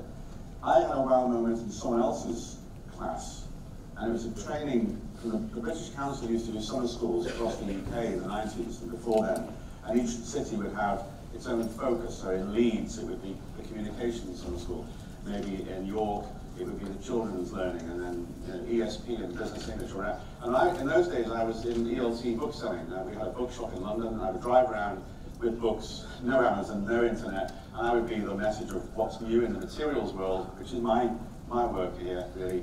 And the wow moment was to meet John Field, who I think is semi-retired now, and he was a teacher and trainer and linguist. And in his seminar, I learned something really important, which has stayed with me and others who try that hard for the rest of my career. And it's picking up more interest again, and it's authentic listening. And just to be really clear, this was the wow moment. John told me, and if you look up John Field about authentic listening, what he told me and the others, and he and others are trying to pass this message on, is this wow moment. We teach listening with graded, scripted, simplified, unreal text, so students can hear the language at use, and then good, you have a production model, and good, you can see the language at play. And that's great. We can learn from that, they have a model, they can produce it. But we know that they're not going to hear that kind of English when they go in the real world. In fact, of course, as the lingua franca English has become more varied, and coming back to mistakes, actually, people, even native speakers, make mistakes. And mistakes don't necessarily break down communication. And in case you're thinking it's okay to teach mistakes, it isn't. But it is okay if only half, and this was my wow moment, if only half of your listening through the curriculum, yes, it involves change and rethinking. Does what we do work? I don't want to, produce books and ideas and people feel semi-happy. It doesn't work, because you know they go to London or South Africa or wherever, and they didn't understand the bloody words. And the reason is they haven't been given a chance to have listening strategies. So summary, I could, for example, play you a conversation in my kitchen at home with 3 kids and my wife, and if I put the transcript, it would look like beginner English. Where's the toast? You're going to be late. Andy, where are you? Okay? But it would sound like advanced English. So we should not teach just straightforward, simple, graded. So the wow moment was balance. Yeah, rethink it. Don't give them something that's impossible, but teach them to listen for what really happens. Expose them to and listening strategies. So in other words, sometimes the grammar and the vocabulary in an everyday conversation can be really simple, but actually it sounded advanced simply because the students haven't had the chance to learn what happens in spoken English. And that has to change everywhere. Thank you very much. Jerry, can you summarize, please? Open to the floor. Any questions you have for them? This is probably the last chance you're going to see all four of them on the stage ever again, I guess. Ever again. Ever again. We've got virus. I will put the mask on it. I didn't ask, but I brought it. I was going to make a comment about your high five. Now it's not allowed. High fives are no longer allowed. You have to do elbow bumps now. Because of Bruin. Any more questions? Hands up? No? You're all saying, where's the coffee? Oh, we have some here. Right in the middle.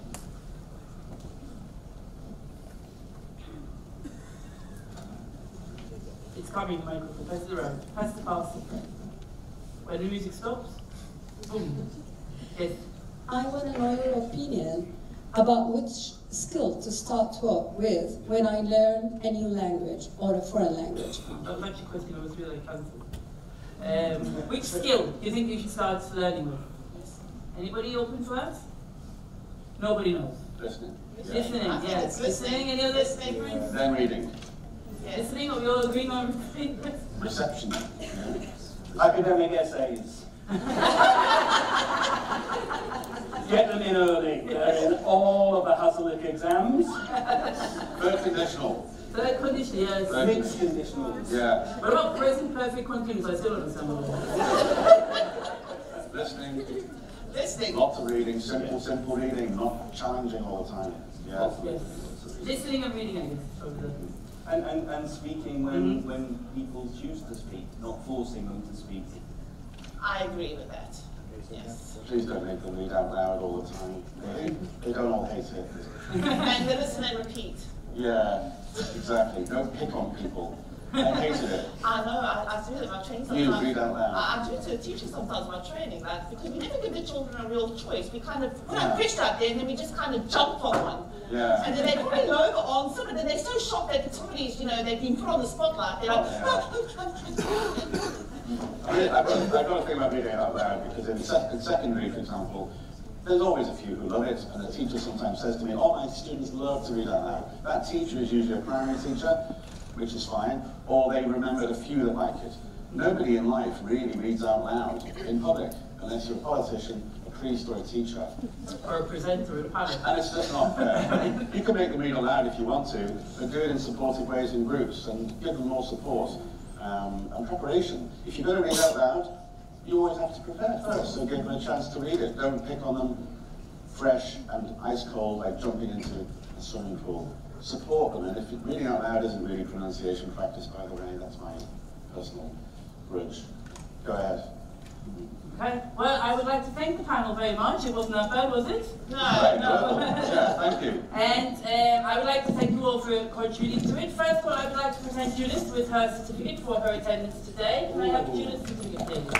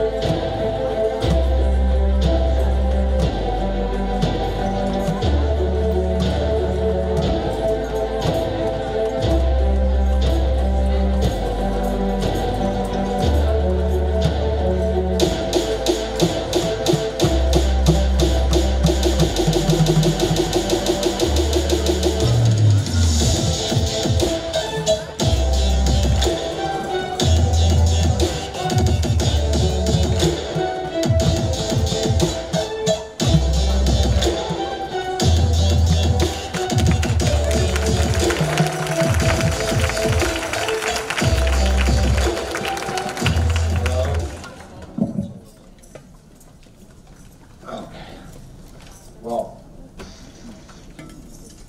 You guys look a little bit spread all around, but okay. So everybody has percussions?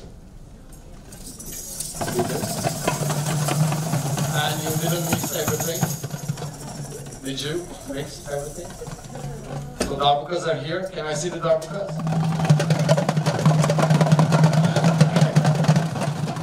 Can I see the tambourines? At least they are almost there. And the maracas, please? Yes. Okay. We can do that. Let me start with introducing myself. First of all, I'm not an English teacher, so sorry about my English. There will be some mistakes and everything will be there. But I hope you're going to get what I'm saying. Okay. The next step, where am I? I'm Cenk Sarkuş, and the things I'm doing are based with music and sound and frequencies. Everything I do, including teaching. I'm a teacher for the last 18 years in different schools, and I'm still teaching kids. What I love is being a kindergarten teacher, so I'm still teaching my kindergarten kids, but I'm doing the primary school and the others at the same time. As a teacher at schools, I'm using percussion, not teaching percussion. I'm using percussion to share some ideas with them and to make them ready for example, primary school or life, if you see it in an extended way. The other things that I'm doing, I'm a Qigong teacher, a practitioner. Have you heard about Qigong? Okay. Do you know yoga? Yes. Okay. So that's the Chinese version of yoga. I can explain it, in a fast way, that way. So it's all about the circulation in your body and the oxygen that you're inhaling and the way you're using it for yourself. I'm a breath worker, we name it that way. I'm an inspirational breath work coach. And I'm a sound healer, they name it that way. We are all sound healers, I see it that way, but I do it with my instruments that I use, which are not here today. What else? I'm a percussion player, professionally playing on stage and all around the world. I'm playing onto some electronic music and have a show. I have a music company. I'm producing music there, and I'm writing music for series and jingles and movies. Avrupa Yakası, for example, if you know the series, that's mine. So I guess those are enough. It's not about what I do, but what I will talk about will be related to what I do. That's why I explain it that way. I see it the way I live and the way we live in a holistic way. They love to use that term, holistic, which actually means everything includes everything. So you cannot choose one and try to do that. It's a whole process, and it's all about how you live, how you breathe, how you work, your relationships. Everything is included in that. So, as a teacher, I started asking that question. Being a teacher, well, what's that? Being a teacher. Why do I want to do that? Was it just for money? No, it wasn't just for money. That was coming. So I was really doing it when I was younger, trying to communicate with people and try to show something or exchange at least ideas. Then I realized that when I entered the schools, most of them were private schools, and I realized that the teacher's room is one of the worst places that you can be in. The energy there, the feeling there was horrible for me. everybody was upset, unhappy, and the subjects weren't good.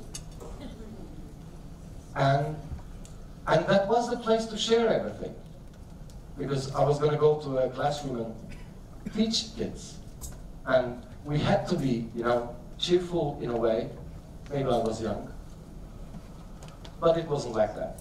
So I realized I'm doing this workshops for the last over 10 years. But for the last 5 years, I realized that I was just coming and playing the rhythm with my teachers and trying to show them what I do in the classrooms, which was good. They used it in their lessons, and the feedbacks were great. They were happy with what I showed them. But there was something missing. And that part was about us. We were missing there. We were trying to do something, but the link, it was cut. That's why we were unhappy. That's why we weren't communicating in the way that we had to. So, then I saw on the social media, when the Teachers' Day come, everybody is like, you know, just be a teacher like a butcher or something else. Do your work, do your job. Then I realized that things are changing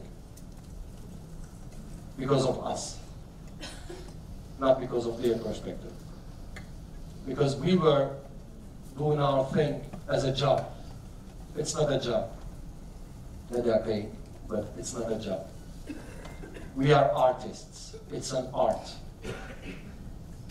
I don't like using the word teacher, teaching. I'm an artist. Not because of the things I do on stage with my kids.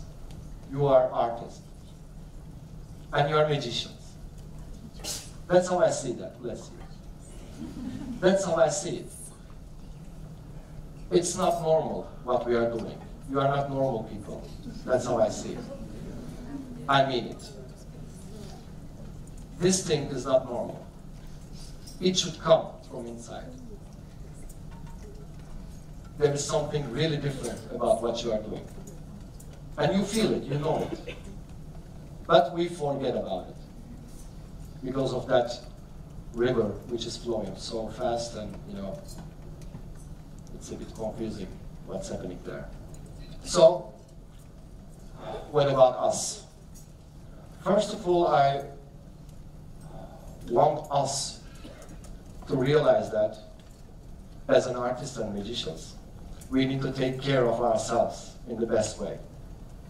And it's not going to happen with just talking and, you know, saying that, let's do that, let's do that. No, we need to change the way we are living.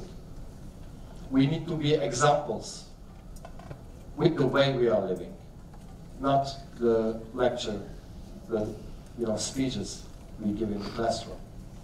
We need to change it first. So I started doing that thing, and I started with music. It's an ocean, this subject, I know, and I don't want to talk too long about this. Maybe some other time, if you want to join another thing that I'm doing, you're welcome. But in that ocean, I will just touch that breath and sound part of the story. I advise everyone do a diet of music for 1 month. So simple. For 1 month, don't listen to anything which will hurt you or which will remind you the traumas that you had before, the breakups, the losses that you had, anything. So, for 1 month, reject every bad music. There are just 2 kinds of music, good music and bad music. That's all. No styles. Choose the style you want, except, for example, heavy metal. The frequency is hard. It's not the music. Music is not the problem. The frequency is so hard, it's not easy for your body and mind to deal with it. That's the reason. So we are not against any type of music. And don't listen, please, the ones who chooses to do this for 1 month, that night. Don't listen to lyrics which are talking about I will lose him again or I will lose her again. Don't start it because it's going to end unhappy. I feel like I'm dying. Probably I will die. Dying is amazing. It goes on like this. It's just calling you to hurt yourself, to remind you. It's so funny. It sells, I know, because we need to share things with other people and we don't do it, so we are sharing those feelings with music. And we think it's a nice thing to do, but it's not. It's just, you know, I named it from as like the scarves that you have. Was it scarf? What was it? Scarves, okay. But anyways, so we have traumas like, I named it traumas like scarves. And in life, we just close them, heal them. And we named that thing like, I healed myself. So that trauma is over, that relationship is over, that loss is over, everything is over. And then with that music, that thing is killing me, that thing is killing me. With our own hand, we just do this and call that trauma back. So 1 month, just do it for yourself. It will affect your working life, believe me. It will affect everything in your life. Just 1 month, okay? That part is over. So, the magicians and the artists needs to believe themselves in the best way. Because it's all about vibration. It's all about how we vibrate. And we need to know about quantum a little bit. Not to, you know, show off, but we need to know about quantum. Because scientifically everything is proven that the things that we think like solid, the wood, the iron, the cement, everything, they are moving, they are vibrating, which is proven. So atom in Greek was the smallest thing that can be. And they saw that there are neutron, proton, and electrons. And then they dig, and they saw that there's a hurricane inside them, which they couldn't explore yet. Everything is moving. So, moving every object is energy. You are moving, you are vibrating. It's hard to deal with. You guys are not solid. You're like this. Everybody is vibrating here. So, and you have the power to choose your vibration, to change your vibration. With the things you eat, with the things you listen, with how you breathe, and with your relationships. You can decide it, you can change it. So the changes that we make, according to this, will affect our classroom a lot. Because the high vibrations, the healthier vibrations, they fix the lower vibrations because they are stronger, they are more effective. I'm not going to talk about the correlations, but it is more effective. When you just search about those things, you're going to find the wonderful oceans that you would love to swim. Amazing. But accepting that part is the deal. Because if you just do, what is he talking about? It's not helping. It's not helping us to change anything. And if you see the picture like that vibration is affecting the classroom, my vibration is affecting the classroom, then it changes everything. Their attitude towards us. I'm smiling because I want to smile. I feel it. And they cannot resist. They will smile back. Sincerely. So, let's say we have a case in the classroom, which is a bit tense, which is affecting us. What are we doing? Usually shouting. So, the anger is rising up.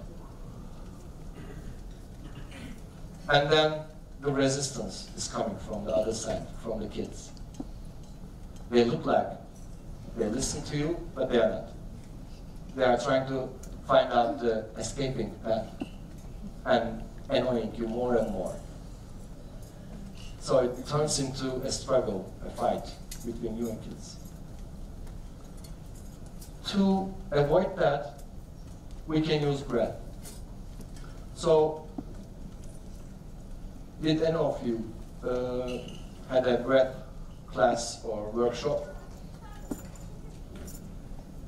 1, 2, 3, 4, 5. Okay, that's going so well. Okay, 5. That's the basic thing in life. We die if we don't breathe. And the most important thing in life that we do is the last thing that we care in life. We don't care about how we breathe. It happens, so we just let it happen. We don't care the effective side of the story. It helps a lot because higher vibrations work with oxygen. We need to take it in. We need to exhale better and better, consciously thinking about it. So, when a child is born, uses the belly part more. It goes like this. You watch it and you see it. And then, when the time goes on, this thing disappears and goes here, to the chest. And then we see different moves of body. So can you take a deep breath for me now, please? And exhale, please. And inhale together. And exhale. One more time, last time. Okay. So what I see from here is everybody, more or less, is rising up like that. The shoulders are coming up. So that's not normal. We shouldn't use our shoulders to breathe. It's here, okay? So can you just try, focus on your belly spot, okay? There's something they call diaphragm, which they name, it's something magical. It's just a muscle here. And it just pushes the belly and you breathe easily. That's simple. So we're gonna do this. No one's gonna watch us. So we have this işkembe in Turkish, okay? Then we're gonna push. So let's just focus on here. Coming. Inhale. And exhale. More. Exhale. More. And exhale. Amazing. So, 10 times this thing in the classroom is going to make you so chill, so controlled, feeling so happy. At least not getting into the fight. It's not your fight. There is no fight there. There is an amazing place. Yeah. And taking yourself down in the teacher's room, cooling yourself, is the other thing. Instead of arguing about things happening in life, happening in the school, happening in the classroom, just chilling and cooling there with your breath, with listening to some good music. It's going to be amazing. Please try it for one more. Now, the energy in the room, the atmosphere, we say in Turkish, but I don't know in English, if they use it, is also important. So create it in your private places and in your school. Can I ask for the lights a little bit down? Can we do that? Işıkları biraz alabilir miyiz? Aşağıya. Hepsini alabilirsin.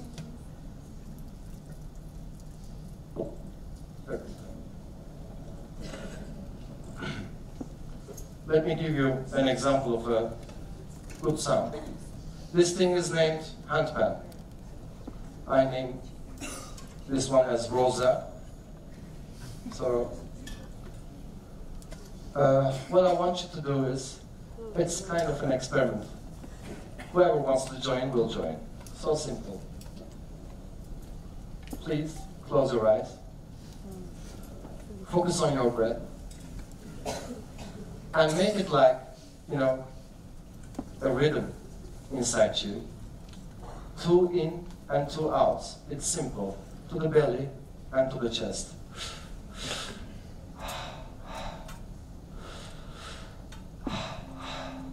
I made it with the beats, like, you don't need to do it.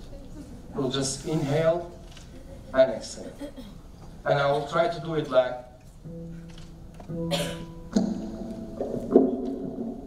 inhale,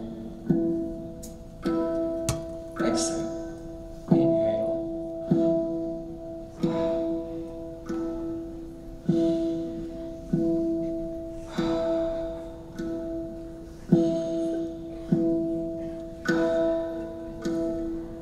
Just focus on your breath.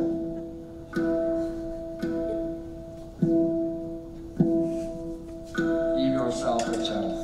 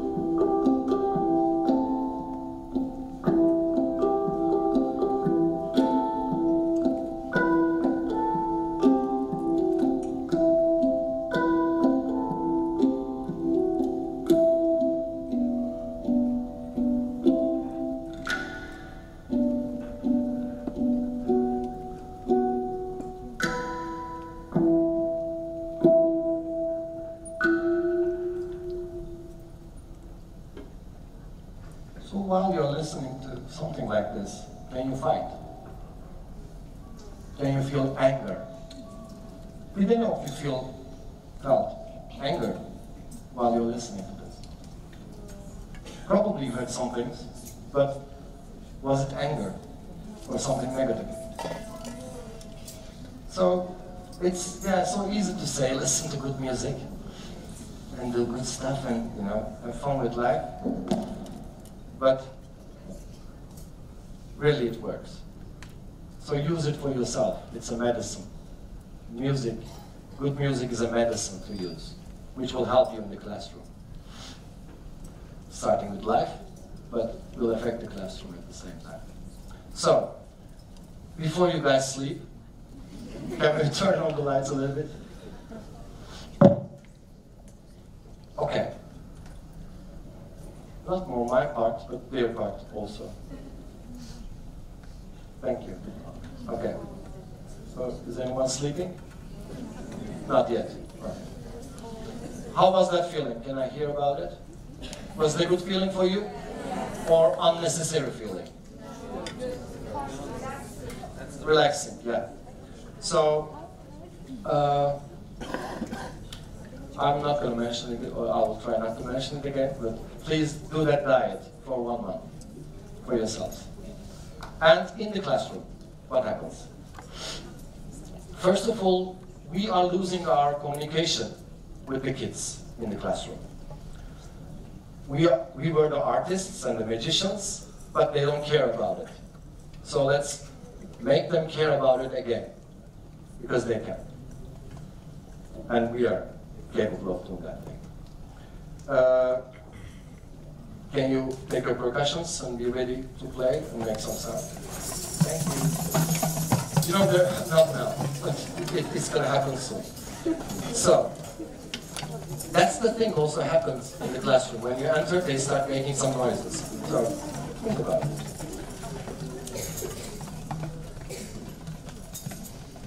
There are lots of stuff that we want to teach them. We want to prove that it works, and you know, this is life, I know better than you, kind of thing is happening in the classroom. But it's a better way to explain it with music, which you can do, you don't need to be musicians. For example, everything I'm telling can be done with the things you have in the classroom. Don't forget about it. Like the table, like the pencils they're using, whatever. You are the magicians. You are the creative part of the story. So use anything you want, okay? But now we are lucky we have percussions. Thanks to Kültür Koleji. Anyway. Yeah, we are lucky we have percussions. Let's have you. Can I have, no, not like that. Let's make you play. Can I hear the minimum sound that you can make with that percussion? Yeah, with both of them, the minimum sound.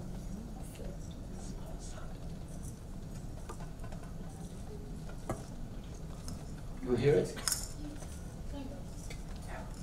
No other sounds. She is trying. Thank you. You hear it?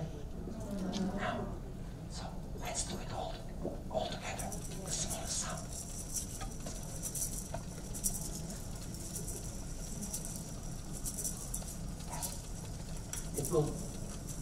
It has a feeling like rain. Just do it and feel it. All of us are doing. You're doing it with the symbol. Yes. Smallest sound that you can make.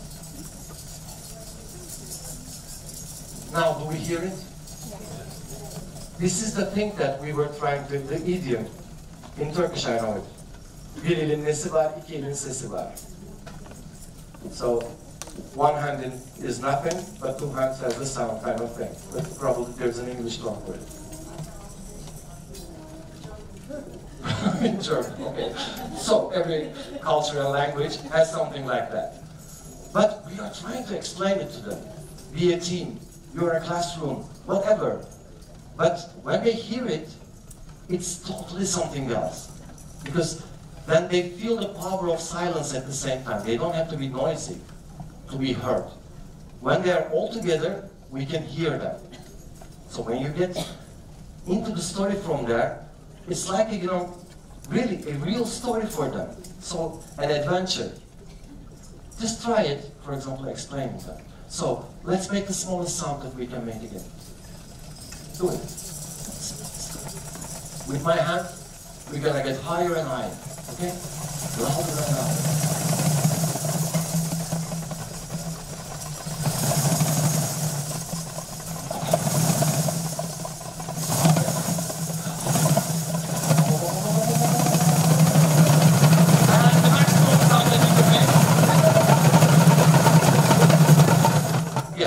They never stop.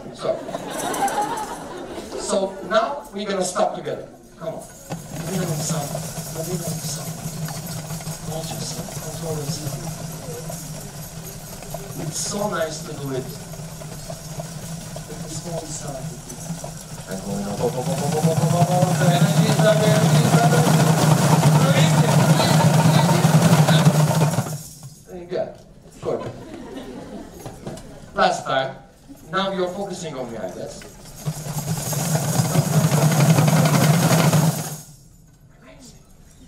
And the other thing, are we all together? Let's check it out. When I do this move, you're gonna hit one. You're gonna hit one, and you're gonna do chick. Okay? Just one sound. Coming. Wow. Yeah. You hear that inside it? So it needs to be a punch. Because we are the classroom. And we are all together and powerful. We are so powerful. So, and any subject from here, you are getting back to your classroom and your lesson and whatever you are saying and explaining, and they are not looking at you, or they are not that. And now they are with you. So whatever you say, the other expectation will be that you're going to do that move anytime, because you're crazy, you're a magician, you're an artist, you are capable of everything, you can do anything to make them focus on you. Believe me, I mean, the kindergarten, is there any kindergarten teacher here? Wow, amazing. Okay, so mostly they believe that it's so difficult to control the kindergarten kids. But, ready? You can hold any kid 5 minutes like this. Without talking, they're just waiting for you, because you're the magician. Anything can come. So, ready? Look, no. We're not in the army now, but you know, we got that feeling. So, yeah, 5 minutes. It happens. And now they are with you. They love you because you're that thing. You're crazy. You're the teacher, you know? Wonderful to watch. And this is not just for kindergarten or primary school. It happens for the, 16 or 17 years old kids. It's the same. Respect. Because they are seeing that thing. Wow, this person is not normal. And amazing. We are so happy that he or she is in our lives. It's wonderful to have them. So, and they are with you all the time because you're capable. Can you follow my steps? Every step is one hit, okay? Sort of. Together. Hands doesn't mean anything. It's just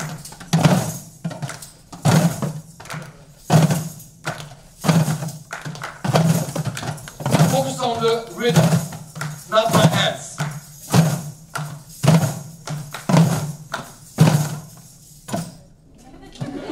Yeah. So, yes, we have it, but we also need to hold it. Another thing to explain, or we always talk about. We have kids in the classroom and they are different from each other, which is normal. It should be that way. But we need harmony. I talked about vibration. Everything is connected, by the way. I talked about the vibration. Everything is vibrating. The kids are vibrating, but they are vibrating differently. Okay? It's, the cells in our body are vibrating.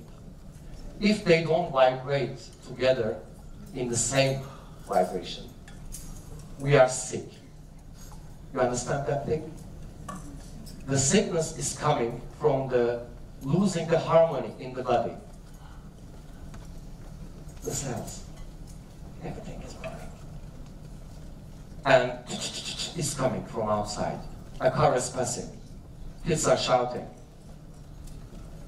The noises are coming and hitting your body from any side. And you're losing your harmony in the body. And we are losing the harmony in the classroom. Everything is connected. Now, I have the balance in my body. But my classroom is, a little bit shaking. The harmony is not there. So, let's think about the maracas. Can I hear the maracas playing? You hear the sound, it's so naive. let's say that they are the kids in the classroom who are so naive. They don't talk too much. They sit. They are there, but you don't hear them. Even if you ask a question, they are not there. They look at you, smile, or look down. But they are needed. They work a lot. They do the usual things that the other kids are not doing. They are really important for us. They are the glue of the classroom. So, and we have the tambourines in the classroom. Can I hear the tambourine sound? Look at the sound, sharp. Also in the music, tambourines, they don't play all the time. They wait and they hit. They wait and they hit. And we have kids like those. They wait for your mistake or for someone else's mistake or something to say, but they don't say it all. And they go back. And they go back. They don't talk all the time. But they have this sharp thing coming. And darbukas. We have those kids in the classroom. They are always like this. Non-stop talking and saying things and you feel that, please silence. Silence. You always feel that way towards them. Like teachers. Not like teachers, but you know, we name them annoying kids. Anyways, they're not. Because they're also needed. We need the power in the classroom. We need that energy in the classroom. If all we have is maracas, we don't have the harmony. We just have the maracas playing together, happily ever after. Nothing is going to happen. But if we have the harmony in the classroom, then we have the feeling of a team. So how do we do that? Let's say, give those annoying ones, or the loud ones, the table. And give the pencils to the maracas ones, the smallest sound. And find the sharp sound in the classroom and make them do the sharp sound, okay? You don't have the instruments, but you are the magicians, so you arrange them. But according to the kids. And make them hear the harmony in the classroom. Not teach them how to behave, how to sit, not talk. Show them the harmony. What happens when they have the harmony? It happens like this. Maracas will start, okay? And first of all, you need to be in harmony. So you need to play all together. No hurries. Amazing. All together at the same time. Just maracas is playing. A little bit faster. Now we are together. Let's hear them.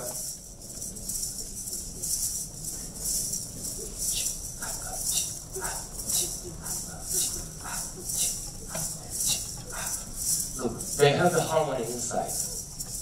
Okay? And the darbukas are talking. They are not listening to them. No, they are not playing. Without even playing, they are talking. But they need to listen to them. There is an amazing team here. Okay. They are ready. And the tambourines. What you need to do is giving one. I'm waiting for me. 1, 3,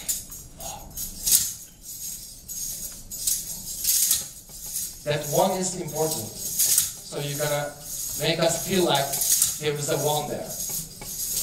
1, 2, 3, 4. You're alone by yourself. Go. You need to be together. Yes.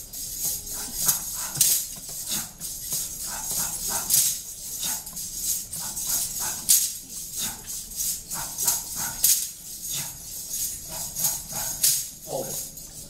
Think about this. If everybody gets lost, where will they hear the one to be together again from you? That's why you're so important. Maybe not 2, 3, and 4, but when they get lost, they're gonna listen to you and be together. And the darbukas. What you're gonna do is this.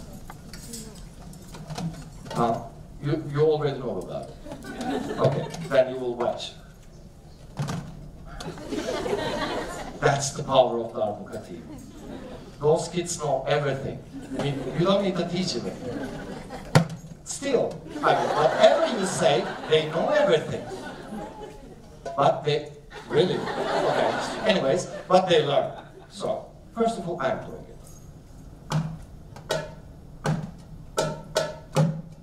Simple. Now we are together.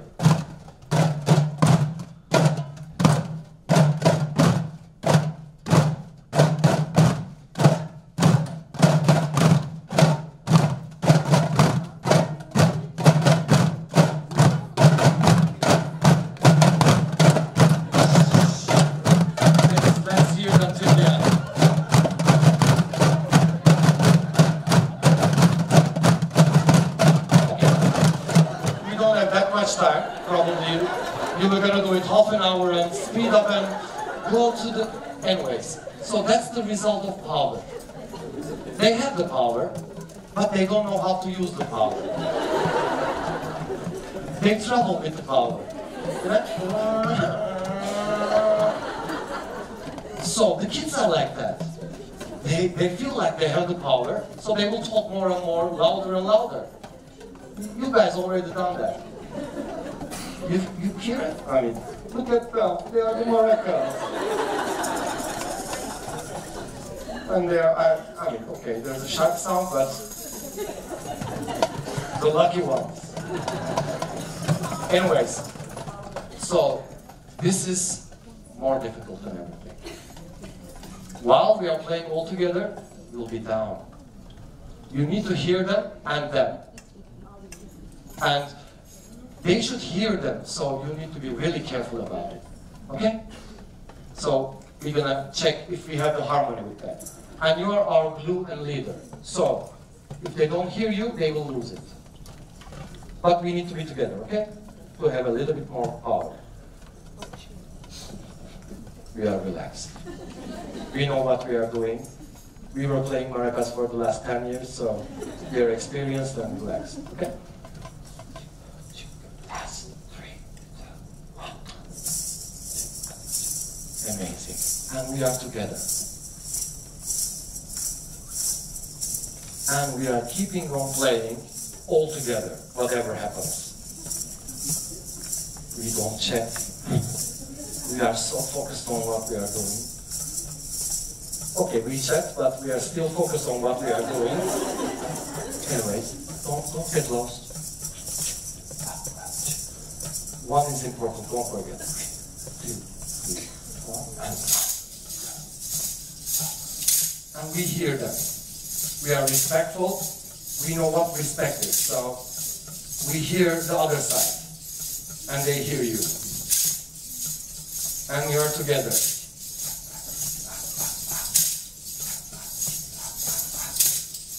And now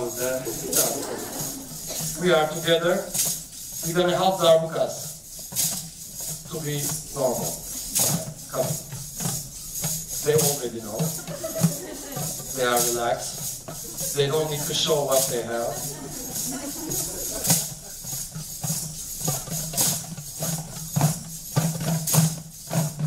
They are so relaxed. And now we are together. And our class wants to go. No, they will stay with us. Don't go. No, not faster. Just together.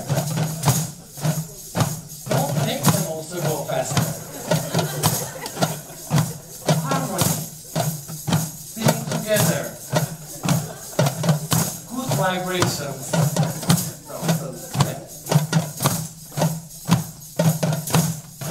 Slow down. Together, slow down.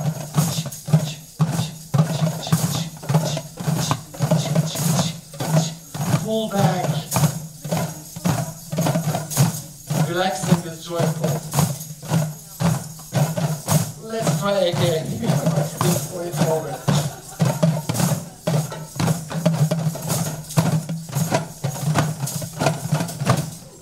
Leaving ourselves. One.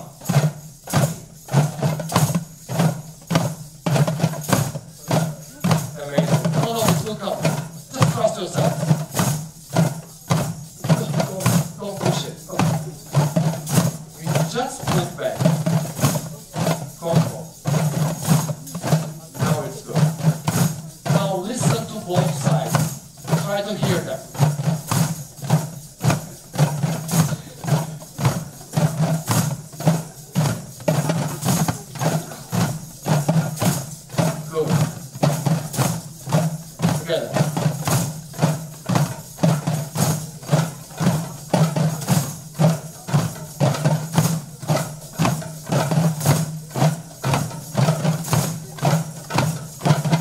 And there are times that we need that power.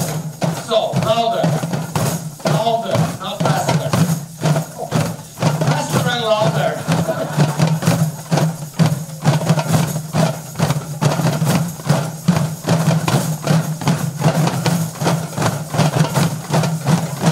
Faster.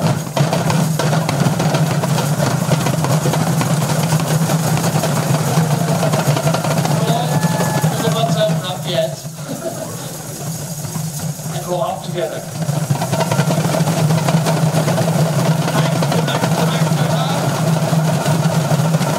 We need one hit. One hit. Okay. Is another way of expressing ourselves. One hit is and for you too, and for you too. Okay? So let's try that again.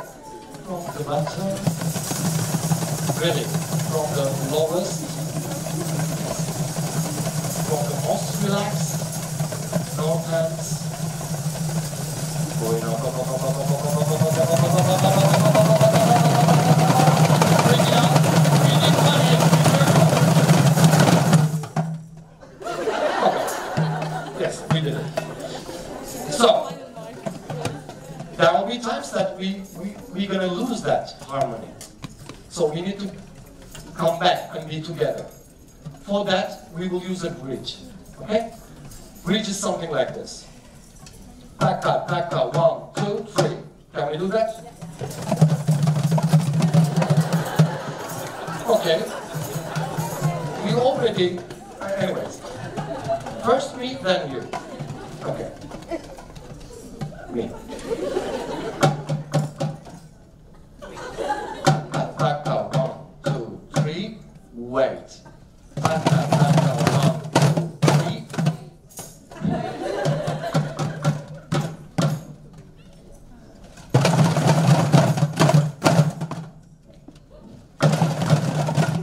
Okay. All the time you can do that, but there's a break there, okay? And silence. So a little bit faster with my tempo. I will start. I will start and try to do my best.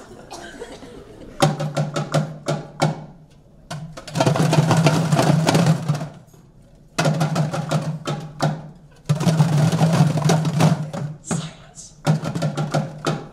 Silence. Silence. Shh.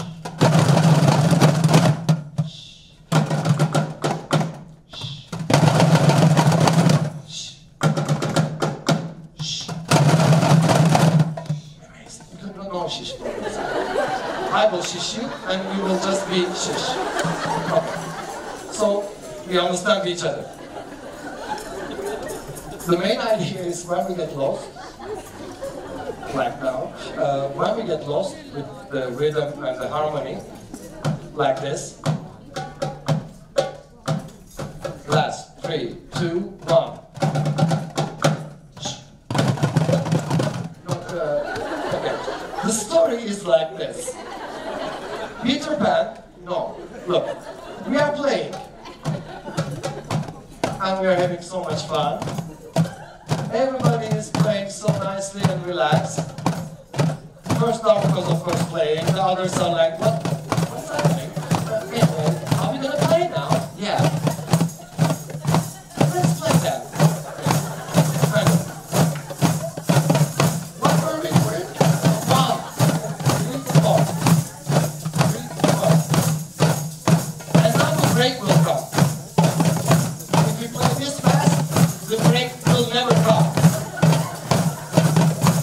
Anyways, we believe. Last 2, 3, 1. If we play fast, this fast, it's never gonna happen. And we don't have that much time. So, let's try this. Don't play. Darbukas, do not play. Let's say we have a constant rhythm. We are ready. We are not fast and going like this. But we don't have the harmony. To be together again, we're gonna use the break. Last 3, 2, 1. Shh. And we're gonna go on playing. You get what I'm saying? Okay. The eyes are flashing now. Amazing. Okay. Is there heat here? Is it that difficult? Okay, anyways. Coming. As usual, the maracas is starting. Yes, you are maracas. You are maracas. Not too fast because we know what's going to happen.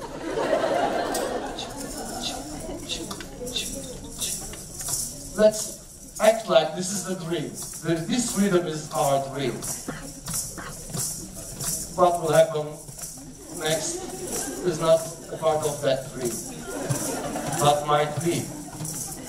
We wish. Amazing. One is important, don't forget. Last 3, 2, 1. And 1. Amazing. Now, 2 teams are together. Listen to each other, please. Respect. And focus. And Darbukas are waiting. Patient. You don't even need to play. We are having so much fun now. But we are together. Focus. They are together. Yes, one is important. Now Darbukas are starting. Look how slow this rhythm is.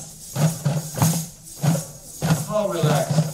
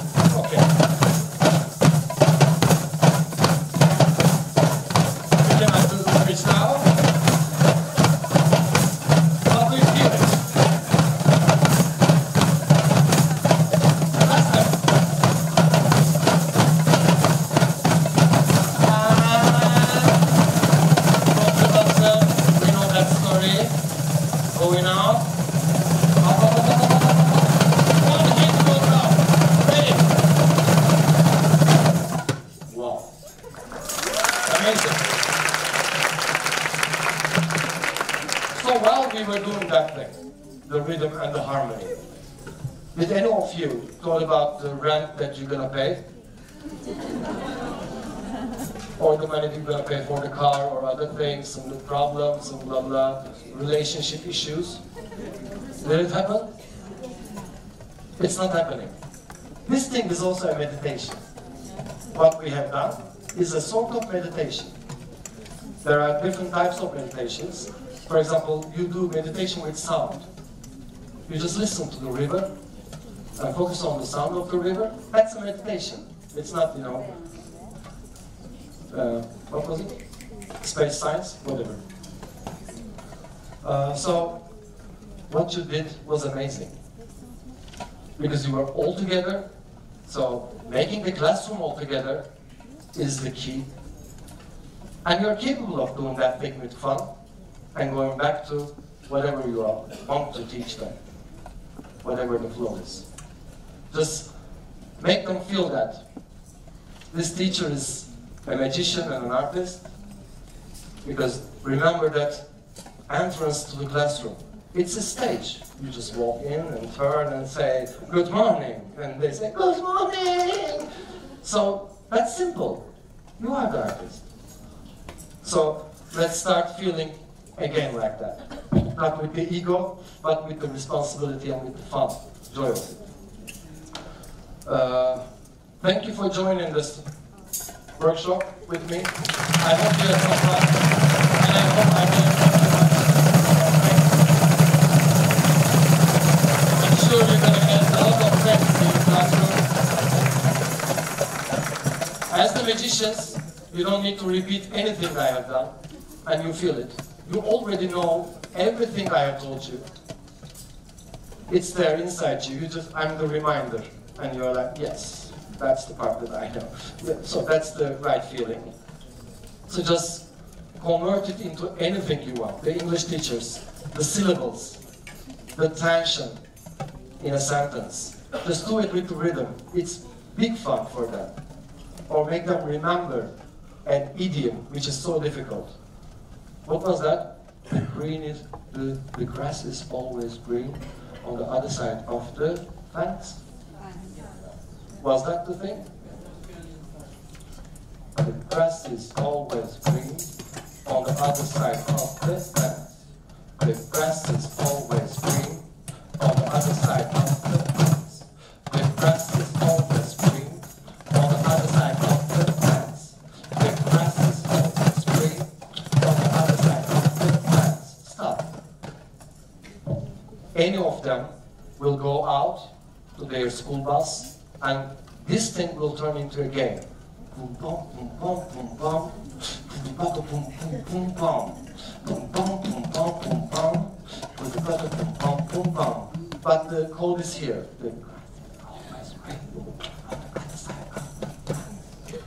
Or divide the classroom into two. The grass is always green. Try.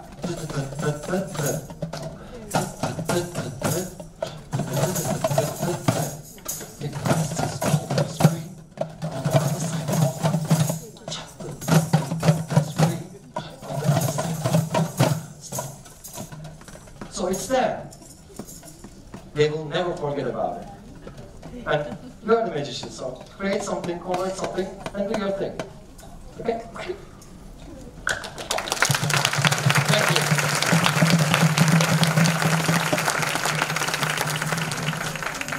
Thank you, Mr. Sarkuş. And now I'd like to invite Kültür 2000 Program Leader School Principal, Mrs. Çiğdem Kaya, on stage.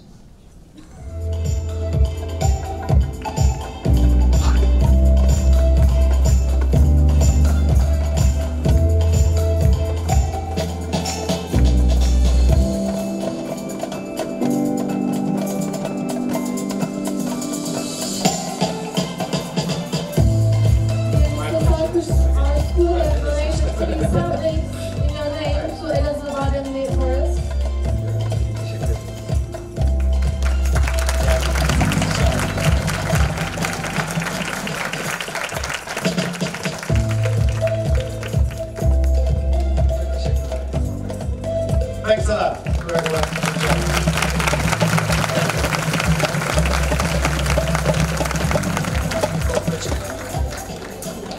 And now for closing remarks, I'd like to invite Miss Angela Meteson on stage.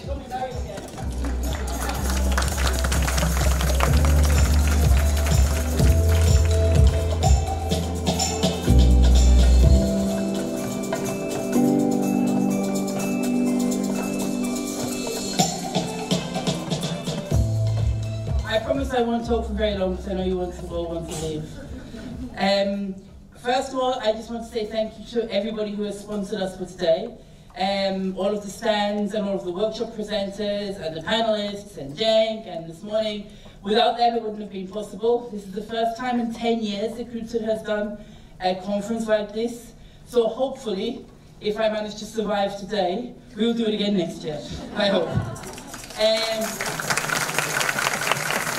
The last point is one of our main sponsors, Okusebet, has kindly donated some things for us. I think some of you put your name in a bowl for a raffle, I believe.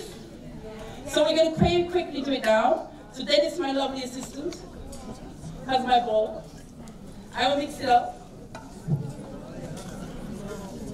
We have 5 presents, I think.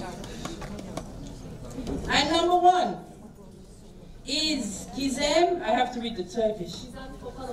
Gizem Topaloğlu. Hey, congratulations. Yes, you can use your...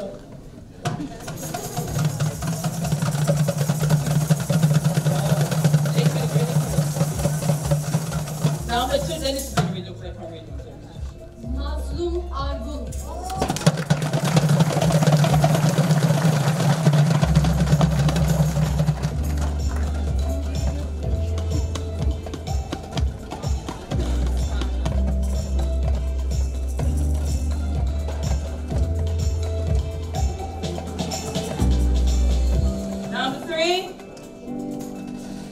Fatima Sebai.